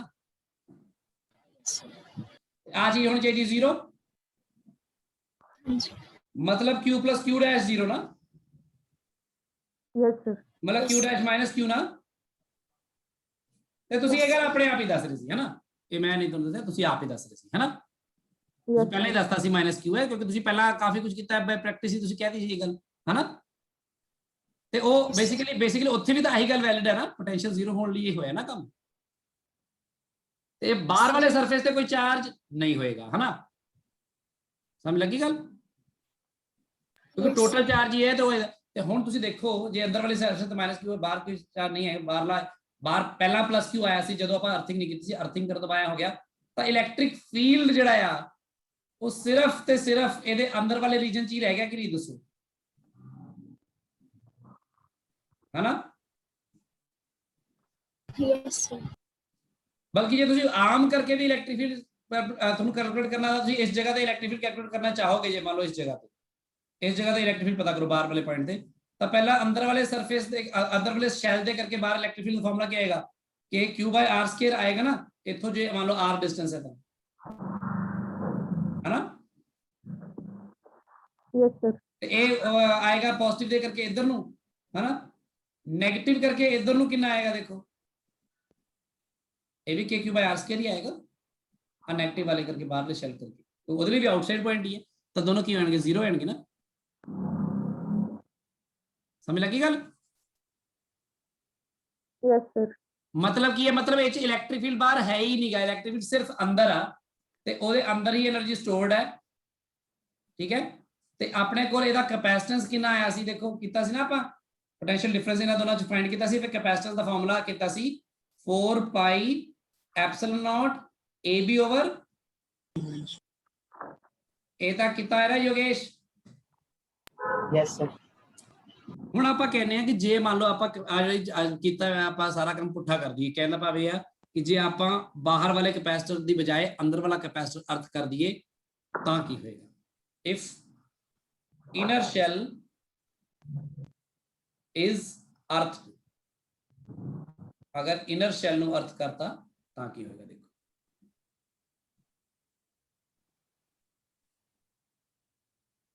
आ मान लो इथे बना देने आप, आ इनर शैल है, रेडियस वही ले रहा मैं ए एंड बी, मतलब बिल्कुल वही सेम सिस्टम ही लेके चल रहे ਆ ਇਨਰ ਸ਼ੈਲ ਹੈ ਆਊਟਰ ਸ਼ੈਲ ਹੈ ਤੇ ਆਪਾਂ ਇਸ ਵਾਰ ਅਰਥਿੰਗ ਅੰਦਰ ਕਰ ਦਿੱਤੀ ਹੈ ਤੇ ਚਾਰਜ ਬਾਹਰ ਦੇ ਦਿੱਤਾ ਆ ਕਿਉਂ ਬਾਹਰ ਵਾਲੇ ਸਰਫੇਸ ਨੂੰ ਦੇ ਦਿੱਤਾ ਕਹਿੰਦਾ ਭਾਵੇਂ ਤੁਸੀਂ ਮੈਨੂੰ ਇਹ ਦੱਸੋ ਕਿ ਅੰਦਰ ਵਾਲਾ ਸ਼ੈਲ ਹੁਣ ਕੀ ਆਈਸੋਲੇਟਡ ਹੈ No, sir. नहीं है ना तो हुण भी मैंने कोई पता नहीं है कि अंदर वाले ते चार्ज कितना आएगा मैंने इस बारे कोई नॉलेज नहीं है सो मैं मान लेना कि अंदर वाले ते कोई भी चार्ज आएगा मान लो इलेक्ट्रिक क्यू डैश आएगा है ना पर एक गल पक्की है कि अंदर वाले स्फीयर सॉरी सरफेस के ऊपर v कितना आएगा 0 क्योंकि अंदर वाला अर्थ कितना है ठीक है गल सो अंदर वाले ने मतलब सब तो पहला ध्यान ही उत्थे देगा कि ओनू 0 होने लई की चाहिदा है अंदर क्योंकि बाहर वाला जो क्यू है वो अंदर पोटेंशियल दे रहा है ना पॉजिटिव यस सर तो इनू उन्ना ही नेगेटिव पोटेंशियल अपने सरफेस ते क्रिएट करना पैना अपने रेडियस दे हिसाब नाल ए ते आ बी ते तुसी दसो कि पोटेंशियल जेड़ा आ इहदे इनर वाले ते इनर शैल ते की होएगा पहली गल तो बाहर वाले दे करके की होएगा के क्यू बाय बाहर वाले दा रेडियस ना क्योंकि ਉਹਦੇ ਵਿੱਚ ਬਾਹਰ ਜਿੰਨਾ ਸਰਫੇਸ ਤੇ ਹੁੰਦਾ ਉਹਨੇ ਅੰਦਰ ਸਾਰੇ ਪੁਆਇੰਟ ਤੇ ਹੁੰਦਾ ਨਾ ਸੇਮ ਹੀ ਪਤਾ ਨਹੀਂ ਗੱਲ यस सर ਤੇ ਅੰਦਰ ਵਾਲੇ ਦੇ ਕਰਕੇ ਕਿੰਨਾ ਆਏਗਾ k q dash upon a ਹੋਏਗਾ ਨਾ ਇਹ ਸਰਫੇਸ ਤੇ ਇਸ ਪੁਆਇੰਟ ਤੇ ਕਹਿ ਰਿਹਾ ਮੈਂ ਗੱਲ ਆ ਜਿਹੜਾ ਅਰਥਿੰਗ ਵਾਲਾ ਪੁਆਇੰਟ ਸਮਝ ਲਓ ਇਹ ਸਰਫੇਸ ਤੇ ਕੋਈ ਵੀ ਪੁਆਇੰਟ ਆ 0 ਹੋਣਾ ਚਾਹੀਦਾ ਨਾ ਫਿਰ हाँ जी मतलब कि q by b plus q dash by a 0 होना चाहिए मतलब कि q dash minus q by b into a होना चाहिए मतलब हुण जेड़ा q dash चार्ज है वो नेगेटिव होएगा कि ता पता लग गया है ना ते कितना होएगा ये पता लग गया सो इथे जेड़ा इनर ते नेगेटिव चार्ज होएगा बेसिकली वो होएगा अपने कोल इन्ना माइनस क्यू जी पूरा क्यू नहीं होएगा हुण ये उस तो थोड़ा घट होएगा क्यू डैश होएगा ते जिन्ना ए इथे होएगा minus Q A by B तो ये इनर सरफेस ते पॉजिटिव चार्ज भी फिर इन्ना ही आ सकता है ना हाँ जी Yes, sir. वो कितना होएगा plus Q A by B ते फिर टोटल क्यू सीगा तब बाहर वाले सरफेस ते कितना चार्ज आएगा फिर q minus q a by b yes q minus Q A by B clear है गल सब नु पॉजिटिव चार्ज आएगा योगेश पता लगी गल Yes, sir. सो ਇਹਦੇ ਵਿੱਚ ਕੀ ਹੈ ਇਹਦੇ ਵਿੱਚ ਇੱਕ ਤਾਂ ਇਲੈਕਟ੍ਰਿਕ ਫੀਲਡ ਜੇ ਦੇਖਿਆ ਜਾਵੇ ਇਸ ਕੇਸ ਚ ਇਲੈਕਟ੍ਰਿਕ ਫੀਲਡ ਇੱਕ ਤਾਂ ਆ ਹੋਏਗਾ ਨਾ ਇਧਰ ਨੂੰ ਅੰਦਰਲੇ ਪਾਸੇ ਨੂੰ ਹਾਂ ਇਹ ਇਸ ਚਾਰਜ ਦੇ ਲਈ ਠੀਕ ਹੈ ਤੇ ਬਾਹਰ ਵਾਲੇ ਕਰਕੇ बाहर भी तो होएगा ना इलेक्ट्रिक फील्ड इस बार में यस सर है ना क्योंकि अनइक्वल हुआ है सो इते करके एनर्जी जेडी है अंदर भी स्टोर होगी बाहर भी स्टोर होगी सो ਇਹਦਾ टोटल कैपेसिटेंस ਜਿਹੜਾ ਇੱਕ ਤਾਂ ਅੰਦਰ ਵਾਲਾ कैपेसिटेंस के C1 ਇਹ ਬਾਹਰ ਵਾਲਾ C2 ਮੰਨ ਲਓ ਤਾਂ ਦੋਨਾਂ ਚ ਸਟੋਰ ਹੈ ਇੱਕ ਤਰ੍ਹਾਂ ਇਸ ਵਿੱਚ ਦੋ ਕੈਪੈਸਿਟਰ ਬਣ ਗਏ ਤੇ ਜਿਹੜਾ ਬਾਹਰ ਵਾਲਾ ਕੈਪੈਸਿਟਰ ਹੈਗਾ ਬਾਹਰ ਵਾਲਾ ਜਿੱਚ એનર્ਜੀ ਸਟੋਰਡ ਹੈ ਬਾਹਰ ਵਾਲਾ ਤੁਸੀਂ ਸੋਚ ਕੇ ਦੇਖੋ ਕਿ ਬਾਹਰ ਵਾਲੇ ਦਾ ਦੂਸਰਾ ਸਰਫੇਸ ਕਿੱਥੇ ਹੈ ਫਿਰ infinity हाँ एट इन्फिनिटी यानी बेसिकली ये आ बन गया जिमें कि एक आ प्लेट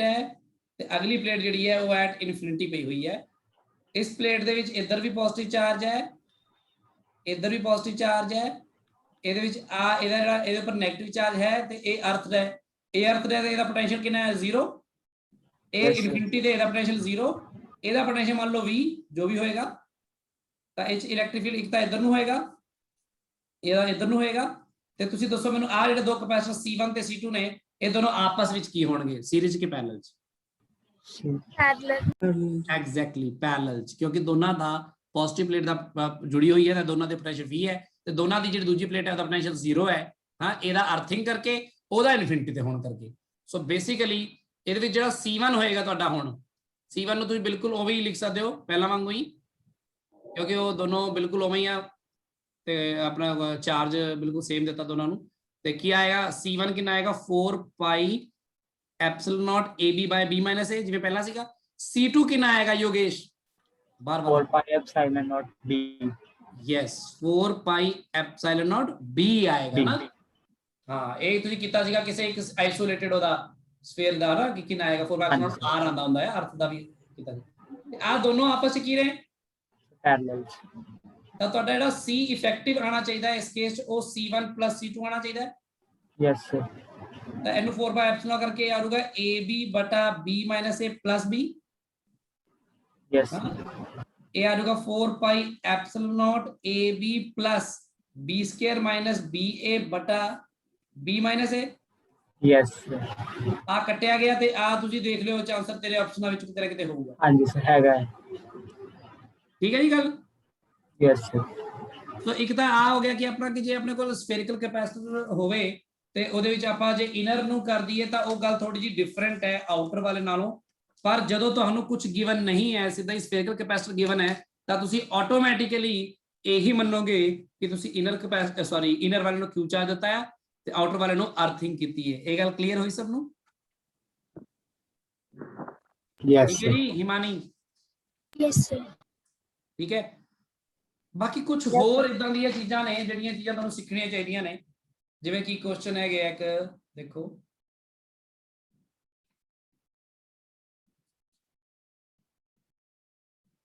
AHC ਵਰਮਾ ਦਾ ਕੁਐਸਚਨ ਹੈਗਾ ਸ਼ਾਇਦ 42 ਨੰਬਰ।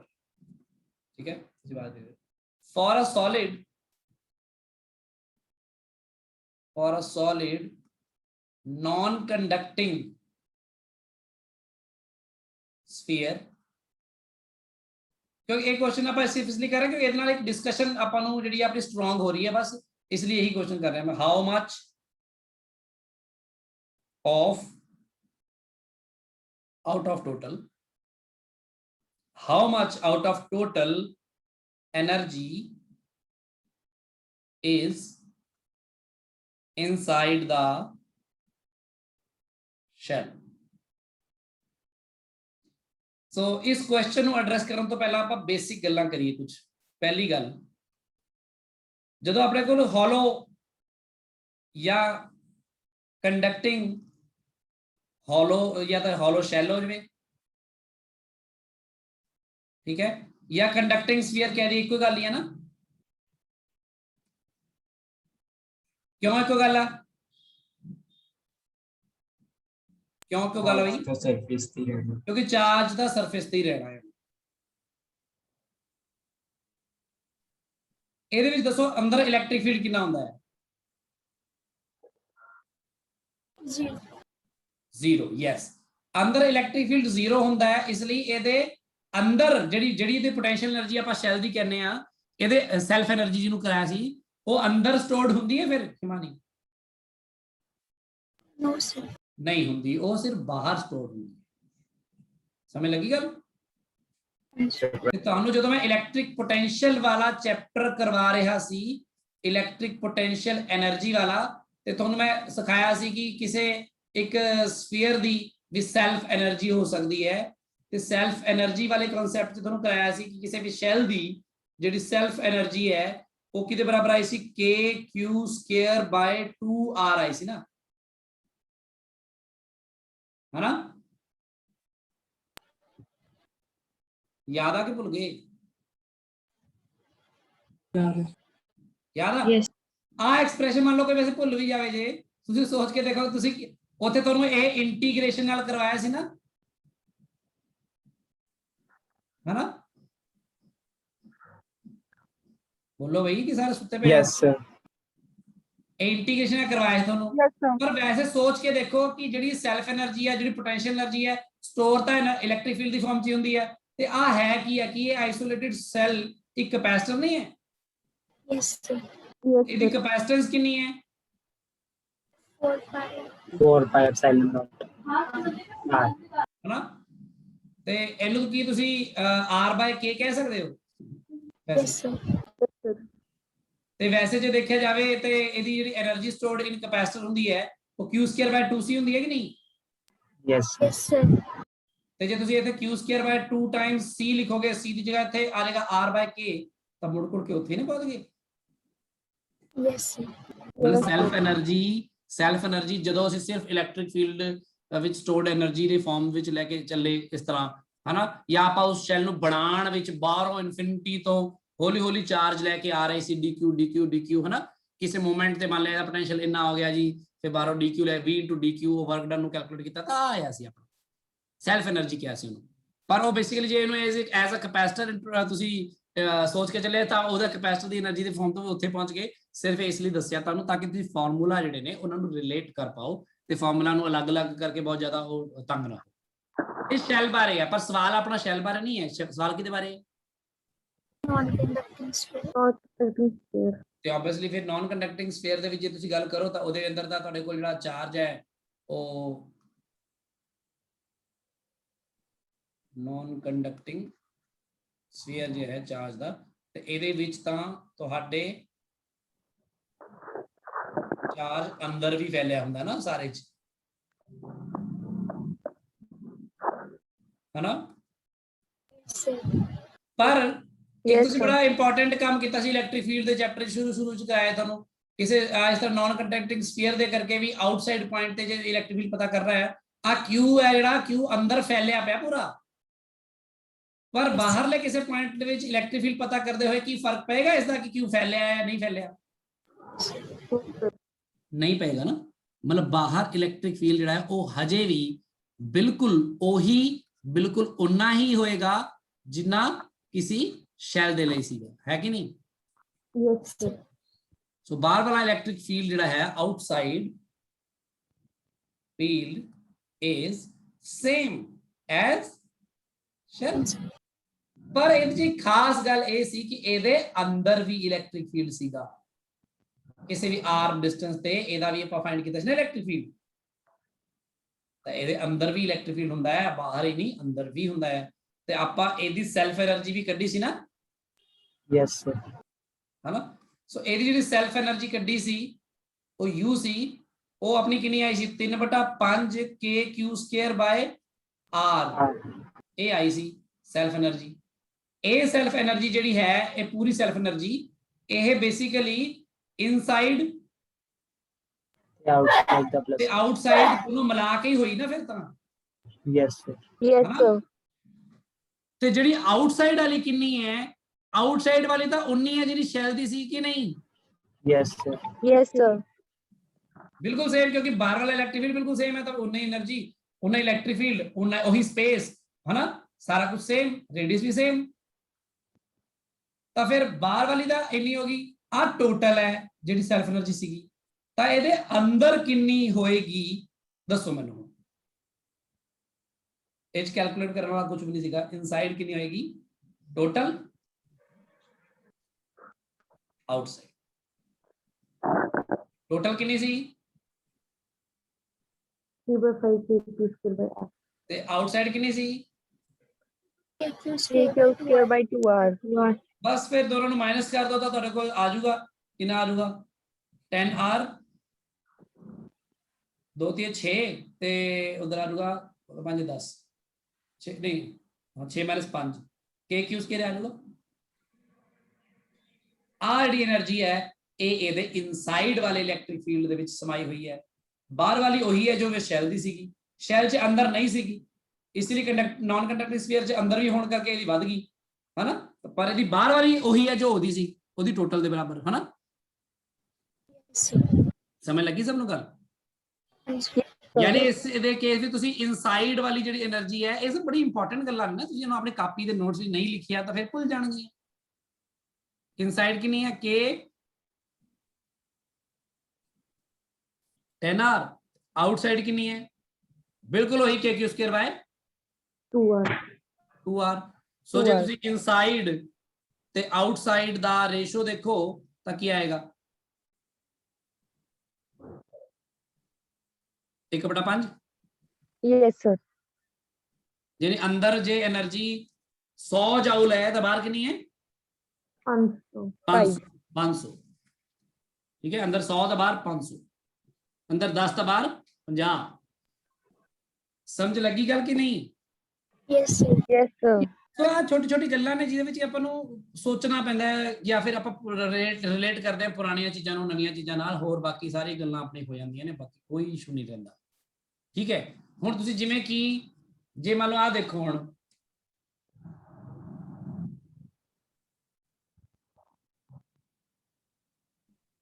ਇਹ ਵੀ HC ਵਰਮਾ ਦਾ ਹੀ ਕੁਐਸਚਨ ਹੈ 26th question the A part ਹੈ।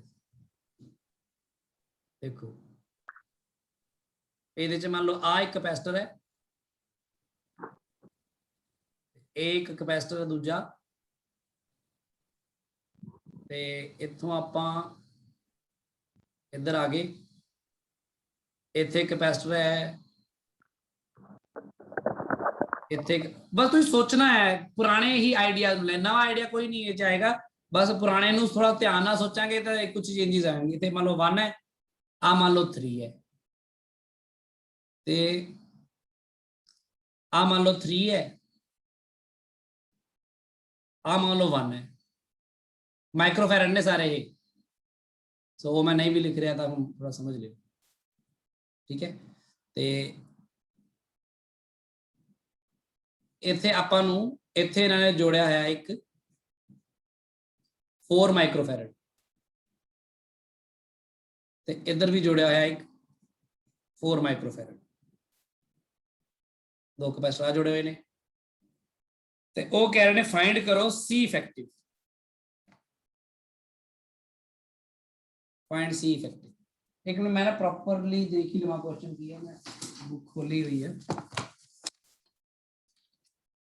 एक क्वेश्चन हैगा find equivalent capacitance between the indicator, हाँ जी बिल्कुल यही है, ठीक है। फाइंड करना है जी C इफेक्टिव। तो हुण आपां इहनूं किवें करांगे, देखो इहदे विच भी एक तां तुहानूं मैं एंड पॉइंट्स जे सेम होण तां ओह करवाना सिखाया ना, हुण इस तो पहले जिहड़ा क्वेश्चन कीता आपां जिवें यस सर ਆਪਾਂ 3 6 6 3 ਤੇ 5 ਵਾਲਾ ਕੀਤਾ, ਤਾਂ ਬੇਸਿਕਲੀ ਇਸ ਕੁਐਸਚਨ ਤੋਂ ਪਹਿਲਾਂ ਤੁਸੀਂ ਆਹ ਦੇਖੋ ਕਿ ਤੁਸੀਂ ਆਹ ਸਵਾਲ ਤਾਂ ਹੱਲ ਕਰ ਸਕਦੇ ਨਾ। ਹੁਣ ਇਹ 1 ਹੈ, ਆ 3 ਹੈ, ਆ 3 ਹੈ, ਆ 1 ਹੈ ਮੰਨ ਲਓ ਜੀ, ਤੇ ਇਹਦੇ ਵਿੱਚ 4 ਹੈ, ਤੇ ਇਹ ਚਾਹੇ ਤੁਹਾਡਾ ਬੈਲੈਂਸਡ ਤਾਂ ਨਹੀਂ ਹੈ ਮਿਡਸਟੋਨ ਵਿੱਚ, ਹੈ ਨਾ, ਪਰ ਤੁਸੀਂ ਇਹਨੂੰ ਸੋਲਵ ਕਰ ਸਕਦੇ ਹੋ ਕਿ ਨਹੀਂ। ਅੱਜ ਸਵੇਰੇ ਦੇ ਪਹਿਲਾਂ ਹੀ ਆਪਾਂ ਕੁਐਸਚਨ ਇਸ ਤਰ੍ਹਾਂ ਦਾ ਕੀਤਾ, ਹੈ ਨਾ। Yes sir. ਕਿਵੇਂ ਕਰ ਸਕਦੇ ਹੋ ਤੁਸੀਂ, ਇਹਦੇ ਕ੍ਰੋਸ ਤੁਸੀਂ ਇੱਕ ਬੈਟਰੀ ਲਗਾ ਕੇ ਸੋਚ ਲਓ, ਮੰਨ ਲਓ ਬੈਟਰੀ ਲਾਈ ਆ 20, ਮੰਨ ਲਓ ਚਾਰਜ ਨਿਕਲਿਆ Q, ਮੰਨ ਲਓ Q ਇੱਥੇ ਆ ਗਿਆ ਤਾਂ Q1 ਉੱਪਰ ਚਲੇ ਗਿਆ, Q2 ਨੀਚੇ ਚਲਾ ਗਿਆ, Q1 ਨੂੰ ਇੱਥੇ ਆਣਾ ਹੀ ਪੈਣਾ, Q2 ਨੂੰ ਇੱਥੋਂ ਆਣਾ ਪੈਣਾ ਐਂਡ ਪੁਆਇੰਟ ਸਿਮੈਟਰੀ ਕਰਕੇ। ਤਾਂ ਪੱਕੀ ਗੱਲ ਹੈ ਜੇ ਤੁਸੀਂ ਚਾਹੇ ਨੀਚੇ ਨੂੰ ਚਾਰਜ ਕੱਢ ਦਿਓ Q1 - Q2 ਤੇ ਇੱਥੇ ਕਰਕੇ ਤੁਸੀਂ ਫਿਰ KVLs ਲਗਾ ਕੇ ਫਿਰ Q1 ਤੇ Q2 ਦਾ ਰਿਲੇਸ਼ਨ ਕੱਢ ਲਓ in terms of Q, ਤੇ ਫਿਰ ਇੱਕ ਵਾਰ ਤੁਸੀਂ ਆਹ ਵਾਲੀ ਲੂਪ ਲੈ ਲਿਓ, ਇੱਕ ਵਾਰ ਲੂਪ ਲੈ ਲਿਓ ਵੱਡੀ ਜਿਹਦੇ ਵਿੱਚ ਬੈਟਰੀ ਵੀ ਆ ਜਾਵੇ, ਤੇ Q/V ਤੇ ਕੱਢ ਕੇ ਤੁਸੀਂ C ਇਫੈਕਟਿਵ ਕੱਢ ਲਓਗੇ। ਗੱਲ ਕਲੀਅਰ ਹੈ? Yes sir. यस सर ਇਹਦਾ ਜਵਾਬ ਮੈਂ ਪਿੱਛੇ ਵੀ ਦੇਖ ਕੇ ਦੱਸ ਦੇਣਾ ਤੁਹਾਨੂੰ ਕਿੰਨਾ ਆਇਆ ਹੋਊਗਾ, 11/6 ਮਾਈਕਰੋਫੈਰਡ ਆਇਆ ਜੀ ਇਹਦਾ, ਠੀਕ ਹੈ। ਤੇ ਇਹਦਾ 11/6 ਮਾਈਕਰੋਫੈਰਡ, ਇਹ ਤੁਹਾਡਾ ਕੰਮ ਹੈ, ਤੁਸੀਂ ਕਰਿਓ, ਦੇਖਿਓ, ਕਿਉਂਕਿ ਪਿੱਛੇ ਪਹਿਲਾ ਕੁਐਸਚਨ ਕਰਨਾ। ਹੁਣ ਆਹ ਕੁਐਸਚਨ ਹੈ ਜਿਹੜਾ ਉਹ ਆਹ ਕਿਵੇਂ ਕਰਾਂਗੇ ਆਪਾਂ, ਹੁਣ ਦੇਖੋ ਧਿਆਨ ਨਾਲ। ਹੁਣ ਇਹਦੇ ਵਿੱਚ ਦੇਖੋ ਪਹਿਲਾਂ ਤਾਂ ਐਂਡ ਪੁਆਇੰਟ ਸਿਮੈਟਰੀ ਹੈ ਕਿ ਨਹੀਂ ਦੱਸੋ, ਬੋਲੋ ਬਈ ਹਿਮਾਨੀ।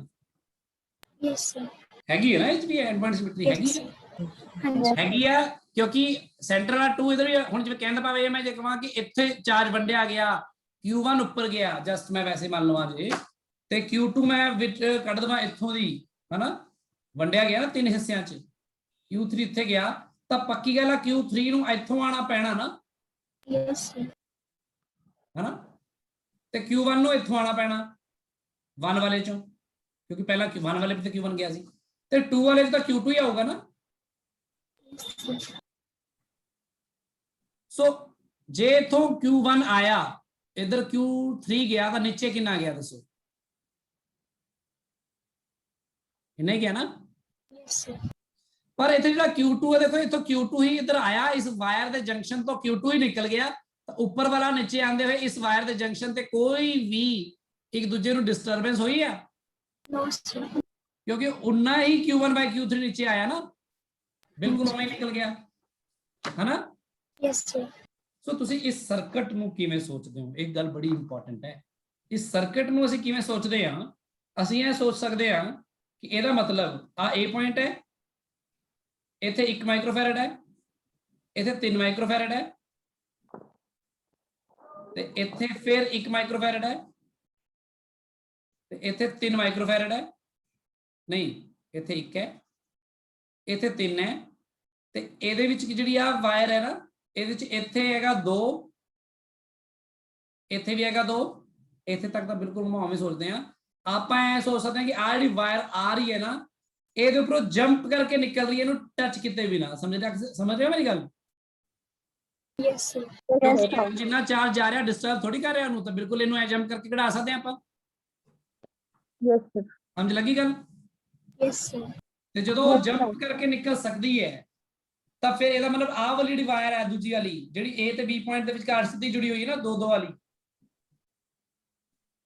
ਤੇ 2 ਤੇ 2 ਆਪਸ ਵਿੱਚ ਕਿਹਦੇ ਚ ਹੋਣਗੇ, ਸੀਰੀਜ਼ ਚ ਕਿ ਪੈਰਲਲ ਚ? ਦੱਸੋ। Serious. ਸੀਰੀਜ਼ ਨਾ, ਤਾਂ ਫਿਰ 2 ਤੇ 2 ਦਾ ਕਿੰਨਾ ਬਣਿਆ ਹਿਮਾਨੀ?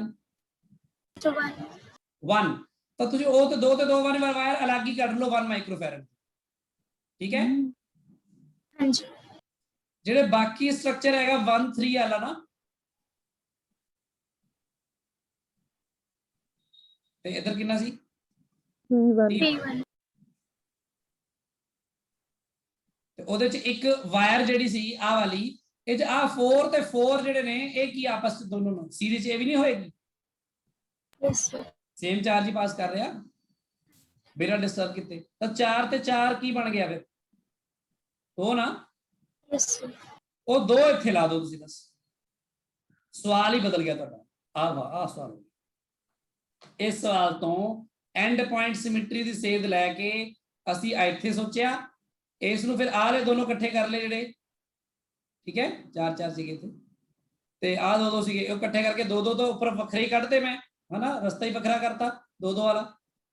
ਤੇ ਜਿਹੜੇ ਆ ਹੈਗੇ ਨੇ ਇਹਨਾਂ ਨੂੰ ਨੀਚੇ ਇਸ ਤਰ੍ਹਾਂ ਬਣਾਇਆ। ਤਾਂ ਇਹਦਾ ਤੁਸੀਂ ਉਵੇਂ ਪਤਾ ਕਰ ਸਕਦੇ ਹੋ ਜਿਵੇਂ ਇਹਦਾ ਪਤਾ ਕਰਨ ਨੂੰ ਕਿਹਾ ਤੁਹਾਨੂੰ। ਧਿਆਨ ਰੱਖਿਓ ਪਰ ਸੇਮ ਆਂਸਰ ਨਹੀਂ ਹੋਗਾ, ਕਿਉਂਕਿ ਵਿਚਕਾਰ ਹੁਣ 4 ਦੀ ਜਗ੍ਹਾ 2 ਹੈ। ਠੀਕ ਹੈ ਗੱਲ? Yes, sir. Yes, sir. ਸੋ ਜਸਟ ਮੈਂ ਤੁਹਾਨੂੰ ਦੱਸ ਰਿਹਾ ਕਿ ਤੁਸੀਂ ਇਹਨਾਂ ਚੀਜ਼ਾਂ ਵੱਲ ਧਿਆਨ ਰੱਖਦੇ ਹੋਏ ਕਿਸ ਤਰ੍ਹਾਂ ਜਿਹੜੇ ਕੁਐਸਚਨਸ ਨੇ ਉਹਨਾਂ ਵਿੱਚ ਡੀਲ ਕਰਨਾ ਹੈ, ਕਿਸ ਤਰ੍ਹਾਂ ਨਵੀਆਂ ਚੀਜ਼ਾਂ ਸੋਚਣੀਆਂ ਨੇ। ਠੀਕ ਹੈ ਗੱਲ? Yes, sir. Yes, sir.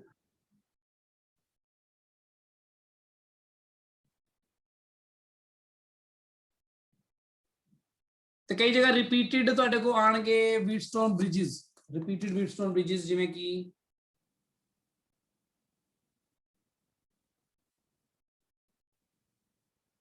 ਅੱਛਾ ਕਈ ਜਗ੍ਹਾ ਆ ਵੀ ਨਹੀਂ ਕਿ ਹਮੇਸ਼ਾ ਤੁਸੀਂ ਬਿਲਕੁਲ ਅਨਬੈਲੈਂਸ ਵਾਂਗ ਸੋਚਣ ਲੱਗ ਜਾਣਾ ਇਦਾਂ ਦਾ ਸਟਰਕਚਰ ਦੇਖ ਕੇ। ਜਿਵੇਂ ਆਹ ਕੁਐਸਚਨ ਦੇਖੋ, ਆ ਹੈਗਾ ਜੀ 2, ਆ ਹੈਗਾ 4, ਠੀਕ ਹੈ, ਤੇ ਇੱਥੇ ਆਪਣੇ ਕੋਲ ਆ ਹੈਗਾ 4, ਇਹ ਹੈਗਾ 8, ਇੱਥੇ ਲੱਗ ਗਿਆ ਇੱਕ 5, ਤੇ ਆ ਲੱਗ ਗਿਆ ਆਪਣਾ 4। ਦੱਸੋ ਕਿਵੇਂ ਕਰੋਗੇ? ਜਿਹੜੀ ਉੱਪਰਲੀ ਲੂਪ ਹੋਏਗੀ ਉਹ ਤਾਂ ਬੈਲੈਂਸ ਵੀਟਸਟੋਨ ਹੋਏਗੀ। ਉੱਪਰਲਾ ਬੈਲੈਂਸਡ ਹੋ ਗਿਆ ਨਾ, ਦੇਖੋ ਹਨਾ, ਆ ਦੇਖੋ 2/4 4/8 ਬਰਾਬਰ ਹੋ ਗਿਆ, ਬੈਲੈਂਸ ਹੋ ਗਿਆ। ਤਾਂ ਆ ਗਿਆ ਨਾ, Yes. ਜਦੋਂ ਆ ਗਿਆ ਫਿਰ ਰਹਿ ਕੀ ਗਿਆ? ਕਲੀਅਰ ਹੈ ਗੱਲ? Yes, sir. Yes, sir. ਤੇ ਜੇ ਐ ਹੋਵੇ ਦੇਖੋ,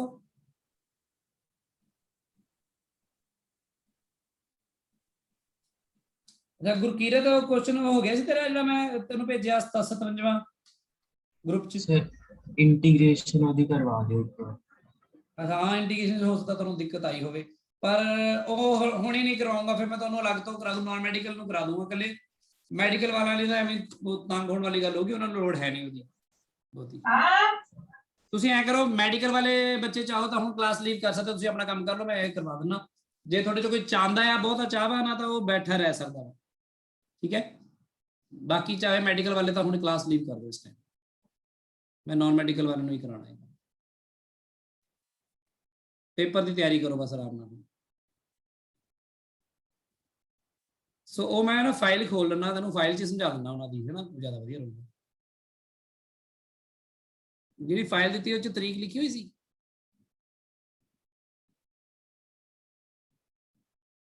ਜਿਹੜੀ ਫਾਈਲ ਮੈਂ ਉਹ 'ਚ ਭੇਜੀ ਹੈ WhatsApp ਗਰੁੱਪ 'ਚ, ਤਰੀਕ ਹੈਗੀ ਉਹ 'ਚ? ਹਾਂਜੀ ਸਰ ਲਿਖੀ ਹੋਈ। ਕਿਹੜੀ ਤਰੀਕ ਆ?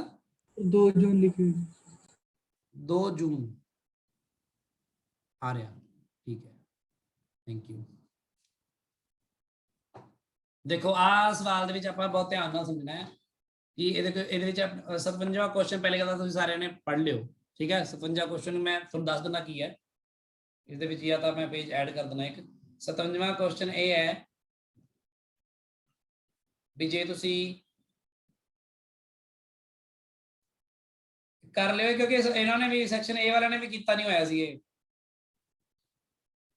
ਠੀਕ ਹੈ ਫਿਰ ਮੈਂ ਉਦੋਂ ਉਹਨਾਂ ਨੂੰ ਫਾਲੋ ਅਪ ਕਲਾਸ 'ਚ ਹੀ ਕਰਾਇਆ ਇਹ ਆ ਮੰਨ ਲਓ ਆਪਣੇ ਕੋਲ ਇਸ ਤਰ੍ਹਾਂ ਦਾ ਇੱਕ ਮਟੀਰੀਅਲ ਭਰਿਆ ਹੈ ਉੱਪਰ ਇਹਦੇ ਵਿੱਚ ਹੁਣ ਇਹ ਕਿਉਂਕਿ ਸਿੱਧਾ ਫਾਰਮੂਲਾ ਨਹੀਂ ਨਾ ਲੱਗੂਗਾ ਤੁਹਾਨੂੰ ਪਤਾ ਹੈ ਕਿ ਤੁਹਾਡੇ ਕੋਲ ਸਕੁਅਰ ਸ਼ੇਪਡ ਜਾਂ ਰੈਕਟੈਂਗੂਲਰ ਸ਼ੇਪਡ ਜਿਹੜਾ ਮਟੀਰੀਅਲ ਭਰਦੇ ਆ ਉਹ ਤਾਂ ਸਮਝ ਆ ਜਾਂਦਾ ਵਾ ਪਰ ਇੱਥੇ ਤਾਂ ਆਪਣੇ ਕੋਲ ਮਟੀਰੀਅਲ ਹੈ ਭਰਿਆ ਵਾ ਉਹ ਅਲੱਗ ਮਟੀਰੀਅਲ ਹੈ ਇਹ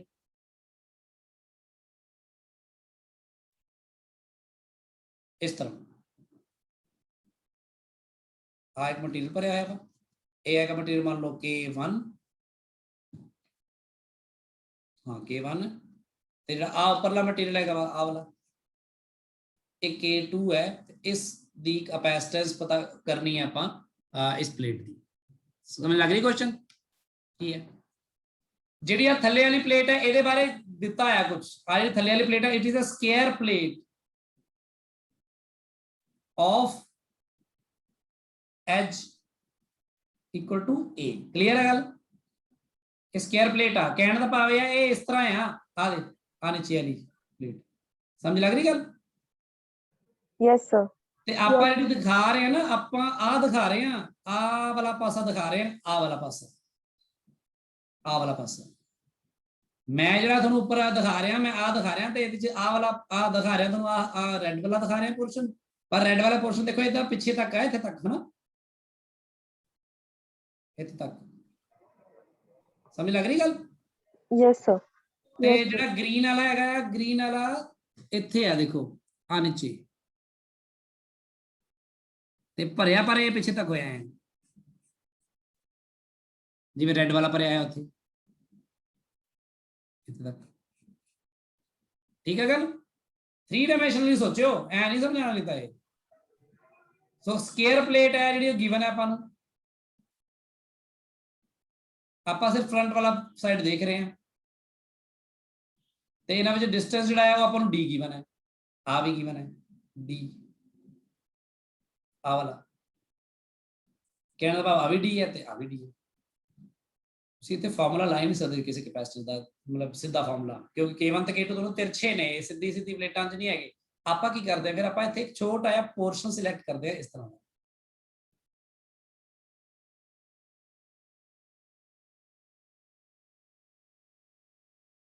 ਤੇ ਇਹ ਪੋਰਸ਼ਨ ਜਿਹੜਾ ਸਿਲੈਕਟ ਕਰਦੇ ਇਹ ਮੰਨ ਲਓ ਇੱਥੋਂ x ਡਿਸਟੈਂਸ ਤੇ ਸਿਲੈਕਟ ਕਰਦੇ ਕਿਉਂਕਿ ਹਰ ਇੱਕ ਡਿਸਟੈਂਸ ਦੇ ਉੱਪਰ ਜਾ ਕੇ ਇਹ ਦੋਨੋਂ ਪੋਰਸ਼ਨ ਅਲੱਗ-ਅਲੱਗ ਹੋਣਗੇ ਨਾ ਜਿਵੇਂ ਕਹਿਣ ਦਾ ਭਾਵ ਹੈ ਜਿਵੇਂ ਥੋੜਾ ਜਿਹਾ x ਵਧੇਗਾ ਜਦੋਂ ਤਾਂ ਹਰੇ ਵਾਲਾ ਵੱਡਾ ਹੁੰਦਾ ਜਾਏਗਾ ਤੇ ਰੈੱਡ ਵਾਲਾ ਛੋਟਾ ਹੁੰਦਾ ਜਾਏਗਾ ਤੇ x ਡਿਸਟੈਂਸ ਤੇ ਆਪਣਾ ਹੈਗਾ ਆ x ਡਿਸਟੈਂਸ ਸੌਰੀ ਆ ਇਹਦੀ ਵਿਡਥ dx ਲੈ ਲਈ ਆਪਾਂ ਤੇ dx ਇੰਨੀ ਕਿ ਪਤਲੀ ਹੈ ਨਾ ਮੈਂ ਇੱਥੇ ਨੀਚੇ ਦਿਖਾ ਦਿੰਦਾ ਐ ਜਿਵੇਂ ਦੇਖੋ ਜੇ ਇੰਨਾ ਵੱਡਾ ਦਿਖਾਵਾਂਗਾ ਤਾਂ ਤੁਹਾਨੂੰ ਆ ਦਿਖੇਗੀ ਨਾ ਫਿਰ ਆਪ ਕੀ ਰੈੱਡ ਤੇ ਗ੍ਰੀਨ ਵਾਲੀ ਫਿਰ ਤਿਰਛੀ ਦਿਖੇਗੀ ਨਾ ਕਿ ਨਹੀਂ ਹੈਨਾ ਤਾਂ ਤੁਸੀਂ ਇੱਥੇ ਫਾਰਮੂਲਾ ਨਹੀਂ ਲਾ ਸਕੋਗੇ ਕੋਈ ਵੀ ਕਿਉਂਕਿ ਜਿਹੜੇ ਫਾਰਮੂਲੇ ਤੁਹਾਡੇ ਕੋਲ ਹੈਗੇ ਨੇ ਉਹ ਤਾਂ ਇਸ ਤਰ੍ਹਾਂ ਦੇ ਹੈ ਹੀ ਨਹੀਂ ਪਰ ਜੇ ਤੁਹਾਡੀ ਪਲੇਟਸ ਦੋਨੋਂ ਬਹੁਤ ਨੇੜੇ ਹੋਣ ਇੰਨੀ ਕੁ ਨੇੜੇ ਹੁਣ ਜਿਹੜੀ ਤਿਰਛੀ ਤੁਹਾਡੀ ਵਿੱਚ ਲਾਈਨ ਹੋਏਗੀ ਇੱਥੇ ਉਹ ਦਿਖ ਰਹੀ ਹੋ ਤੁਹਾਨੂੰ ਹੁਣ ਜਾਂ ਉਹ ਲਗਭਗ ਹੌਰੀਜ਼ੌਂਟਲ ਨਹੀਂ ਹੋ ਗਈ ਆ ਲਾਈਨ ਦੇਖੀ ਤੇ ਆਹ ਵਾਲੀ ਲਾਈਨ ਆ ਵਾਲੀ ਸਮਝ ਲੱਗ ਰਹੀ ਮੇਰੀ ਗੱਲ ਗੁਰਕੀਰਤ ਯੈਸ ਸਰ ਤਾਂ ਕਰਕੇ ਇਹ ਜਿਹੜੀ ਵਿਡਥ ਲੈਣੇ ਨਾ ਅਸੀਂ ਇਹ ਵਾਲੀ ਵਿਡਥ ਇਹ ਇੰਨੀ ਘੱਟ ਲੈਣੇ ਆ ਅਸੀਂ 3x ਲੈਣੇ ਆ ਤੇ ਉੱਥੇ ਆਪਾਂ ਇਹ ਕੰਮ ਕਰਦੇ ਤਾਂ ਹੁਣ ਆਪਣੇ ਕੋਲ ਆ ਜਿਹੜਾ ਕੈਪੈਸਿਟੈਂਸ ਹੈ ਇਹਦਾ ਆਪਾਂ ਸਿਰਫ ਇਸ ਛੋਟੇ ਜਿਹੇ ਪੋਰਸ਼ਨ ਦਾ ਸ਼ੇਡਡ ਰੀਜਨ ਦਾ ਕੈਪੈਸਿਟੈਂਸ DC ਦੇਖਣਾ ਕੀ ਹੋਏਗਾ ਇਸ ਤੋਂ ਪਹਿਲਾਂ ਆਪਾਂ ਨੂੰ ਨੀਚੇ ਵਾਲੇ ਛੋਟੇ ਜਿਹੇ ਕੈਪੈਸਿਟੈਂਸ ਦਾ DC1 ਦੇਖਣਾ ਪਏਗਾ ਉੱਪਰਲੇ ਦਾ DC2 ਦੇਖਣਾ ਪਏਗਾ ਉਹ ਦੇਖਣ ਲਈ ਸਾਡੇ ਕੋਲ ਆ x ਹੈ ਗਿਵਨ ਡਿਸਟੈਂਸ ਆਪਣੇ ਕੋਲ ਆ ਲੈਂਥ ਹੋਣੀ ਚਾਹੀਦੀ ਹੈ ਨਹੀਂ ਤਾਂ ਤੁਸੀਂ ਇਹਦਾ ਲਿਖ ਹੀ ਨਹੀਂ ਪਾਓਗੇ ਪਲੇਟ ਦਾ ਕੈਪੈਸਿਟੈਂਸ ਆ DC1 ਦਾ ਉਹਦੇ ਲਈ ਤੁਸੀਂ ਕੀ ਕੀਤਾ ਸਿਮਿਲਰ ਟ੍ਰਾਇੰਗਲਸ ਆ D ਬਟਾ ਆ A है ना बराबर होएगा आ वाला डिस्टेंस मान लो let it be y upon आ वाला distance that is x so तो y ਜਿਹੜਾ ਆਏਗਾ ਉਹ d by a into x ਆਏਗਾ क्लियर है गल समझ लगी गल Yes. Yes sir. So Yes, basically ਆ ਦੇਖੋ ਆ ਮੈਂ y ਲਿਖਿਆ ਤੇ ਉੱਪਰ d - y ਨੂੰ ਮੈਂ ਕੱਢਿਆ ਆ, ਪਤਾ ਨਹੀਂ ਰਫ ਚ ਕਿੱਥੇ ਕੱਢਤਾ ਹੋਣਾ ਵੈਸੇ, ਆ ਰਿਹਾ d by a is equal to y by x, similar triangle ਦਾ ਆ ਦੇਖੋ ਰੂਲ ਲਗਾਇਆ ਇੱਥੇ ਨੀਚੇ, ਇਹਦੇ ਨਾਲ ਆਪਣੇ ਕੋਲ y ਆ ਗਿਆ ਇਹ। ਤੇ ਜੇ c1 ਲਿਖੋਗੇ dc1 ਤਾਂ dc1 ਨੀਚੇ ਵਾਲਾ k1 ਹੈਗਾ ਇਹਦਾ, k1 ਐਪਸਿਲਨ ਨੋਟ ਜਿਹੜਾ ਏਰੀਆ, ਇੱਥੇ ਏਰੀਆ 'ਚ ਬੱਚੇ ਅਕਸਰ ਗਲਤੀ ਕਰ ਜਾਂਦੇ ਨੇ, ਧਿਆਨ ਨਾਲ ਸਮਝੋ। ਏਰੀਆ ਆ ਵਾਲਾ ਹੈਗਾ ਨਾ ਪਲੇਟ ਦਾ, ਫਿਰ ਆ ਨੀਚੇ ਵਾਲਾ ਦੇਖੋ, ਆ ਨੀਚੇ 3 ਡਾਇਮੈਂਸ਼ਨ ਦਿਖਾਇਆ ਮੈਂ, ਤਾਂ ਆ dx ਹੈ ਤੇ ਆ ਪੂਰਾ a ਹੈ, ਕਿਉਂਕਿ ਸਕੁਅਰ ਪਲੇਟ ਸੀ ਤਾਂ a * dx ਆਏਗਾ ਨਾ, ਬਟ ਆ ਫਿਰ ਆ ਵਾਲੀ ਡਿਸਟੈਂਸ ਇਹਨਾਂ 'ਚ y ਹੈ ਜਿਹੜਾ ਆ ਇਹਨਾਂ ਆ y, ਤੇ y ਜਿਹੜਾ ਹੈ ਉਹ ਆਪਾਂ ਕੱਢਿਆ ਹੁਣੀ, ਉਹ ਆਪਾਂ ਲਿਖਤਾ ਇੱਥੇ। ਯਾਦ ਰੱਖਣਾ ਇੱਥੇ d * x ਦਾ ਮਤਲਬ d ਮਲਟੀਪਲਾਈ ਬਾਈ dx, ਉਹ ਵਾਲਾ ਛੋਟਾ dx, ਇਹ 'ਚ ਕਨਫਿਊਜ਼ ਨਾ ਹੋਵੇ ਨਾ, ਇਹ ਮੈਂ ਬੱਚਿਆਂ ਨੂੰ ਉਦੋਂ ਵੀ ਕਿਹਾ ਸੀਗਾ ਕਨਫਿਊਜ਼ ਨਾ ਹੋ। ਫਿਰ ਇਸ ਤਰ੍ਹਾਂ dc2 ਆ ਜਾਏਗਾ, dc2 ਲਈ ਆਹ ਵਾਲੀ ਆਏਗੀ ਨਾ ਹੈ d - y, ਤੇ d - y 'ਚ ਫਿਰ ਆ y ਦੀ ਵੈਲਿਊ ਪੁੱਟ ਕੀਤੀ ਹੈ ਮੈਂ, ਦੇਖੋ ਐ ਕਰਕੇ ਇਹ ਆਪਣਾ dc2 ਆ ਗਿਆ। ਫਿਰ ਜੋ dc1 ਤੇ dc2 ਦੋਨਾਂ ਦੀ ਗੱਲ ਕਰੋਗੇ, ਦੋਨੋਂ ਆਪਸ ਸੀਰੀਜ਼ ਨੇ ਕਿ ਪੈਰਲਲ ਨੇ? ਸੀਰੀਜ਼ ਨੇ ਨਾ, ਹਨਾ, ਆ ਨੀਚੇ ਵਾਲਾ ਤੇ ਉੱਪਰਲਾ ਸੀਰੀਜ਼ ਨੇ ਹੋ ਗਏ। ਸੀਰੀਜ਼ ਹੋ ਗਏ ਤਾਂ ਫਿਰ ਆਪਾਂ ਇਹ ਫਾਰਮੂਲਾ ਲਗਾਇਆ, ਇਹਨਾਂ 'ਚ ਵੈਲਿਊਜ਼ ਪੁੱਟ ਕੀਤੀਆਂ, ਐ ਆ ਗਿਆ 1/dc ਦੀ ਵੈਲਿਊ ਆ ਗਈ ਆਪਣੇ ਕੋਲ। 1/dc ਦੀ ਵੈਲਿਊ ਆਪਾਂ ਫਿਰ ਸੋਲਵ ਕੀਤੀ ਤਾਂ ਉਹ ਆ ਗਈ, ਕਿਵੇਂ ਆ ਗਈ?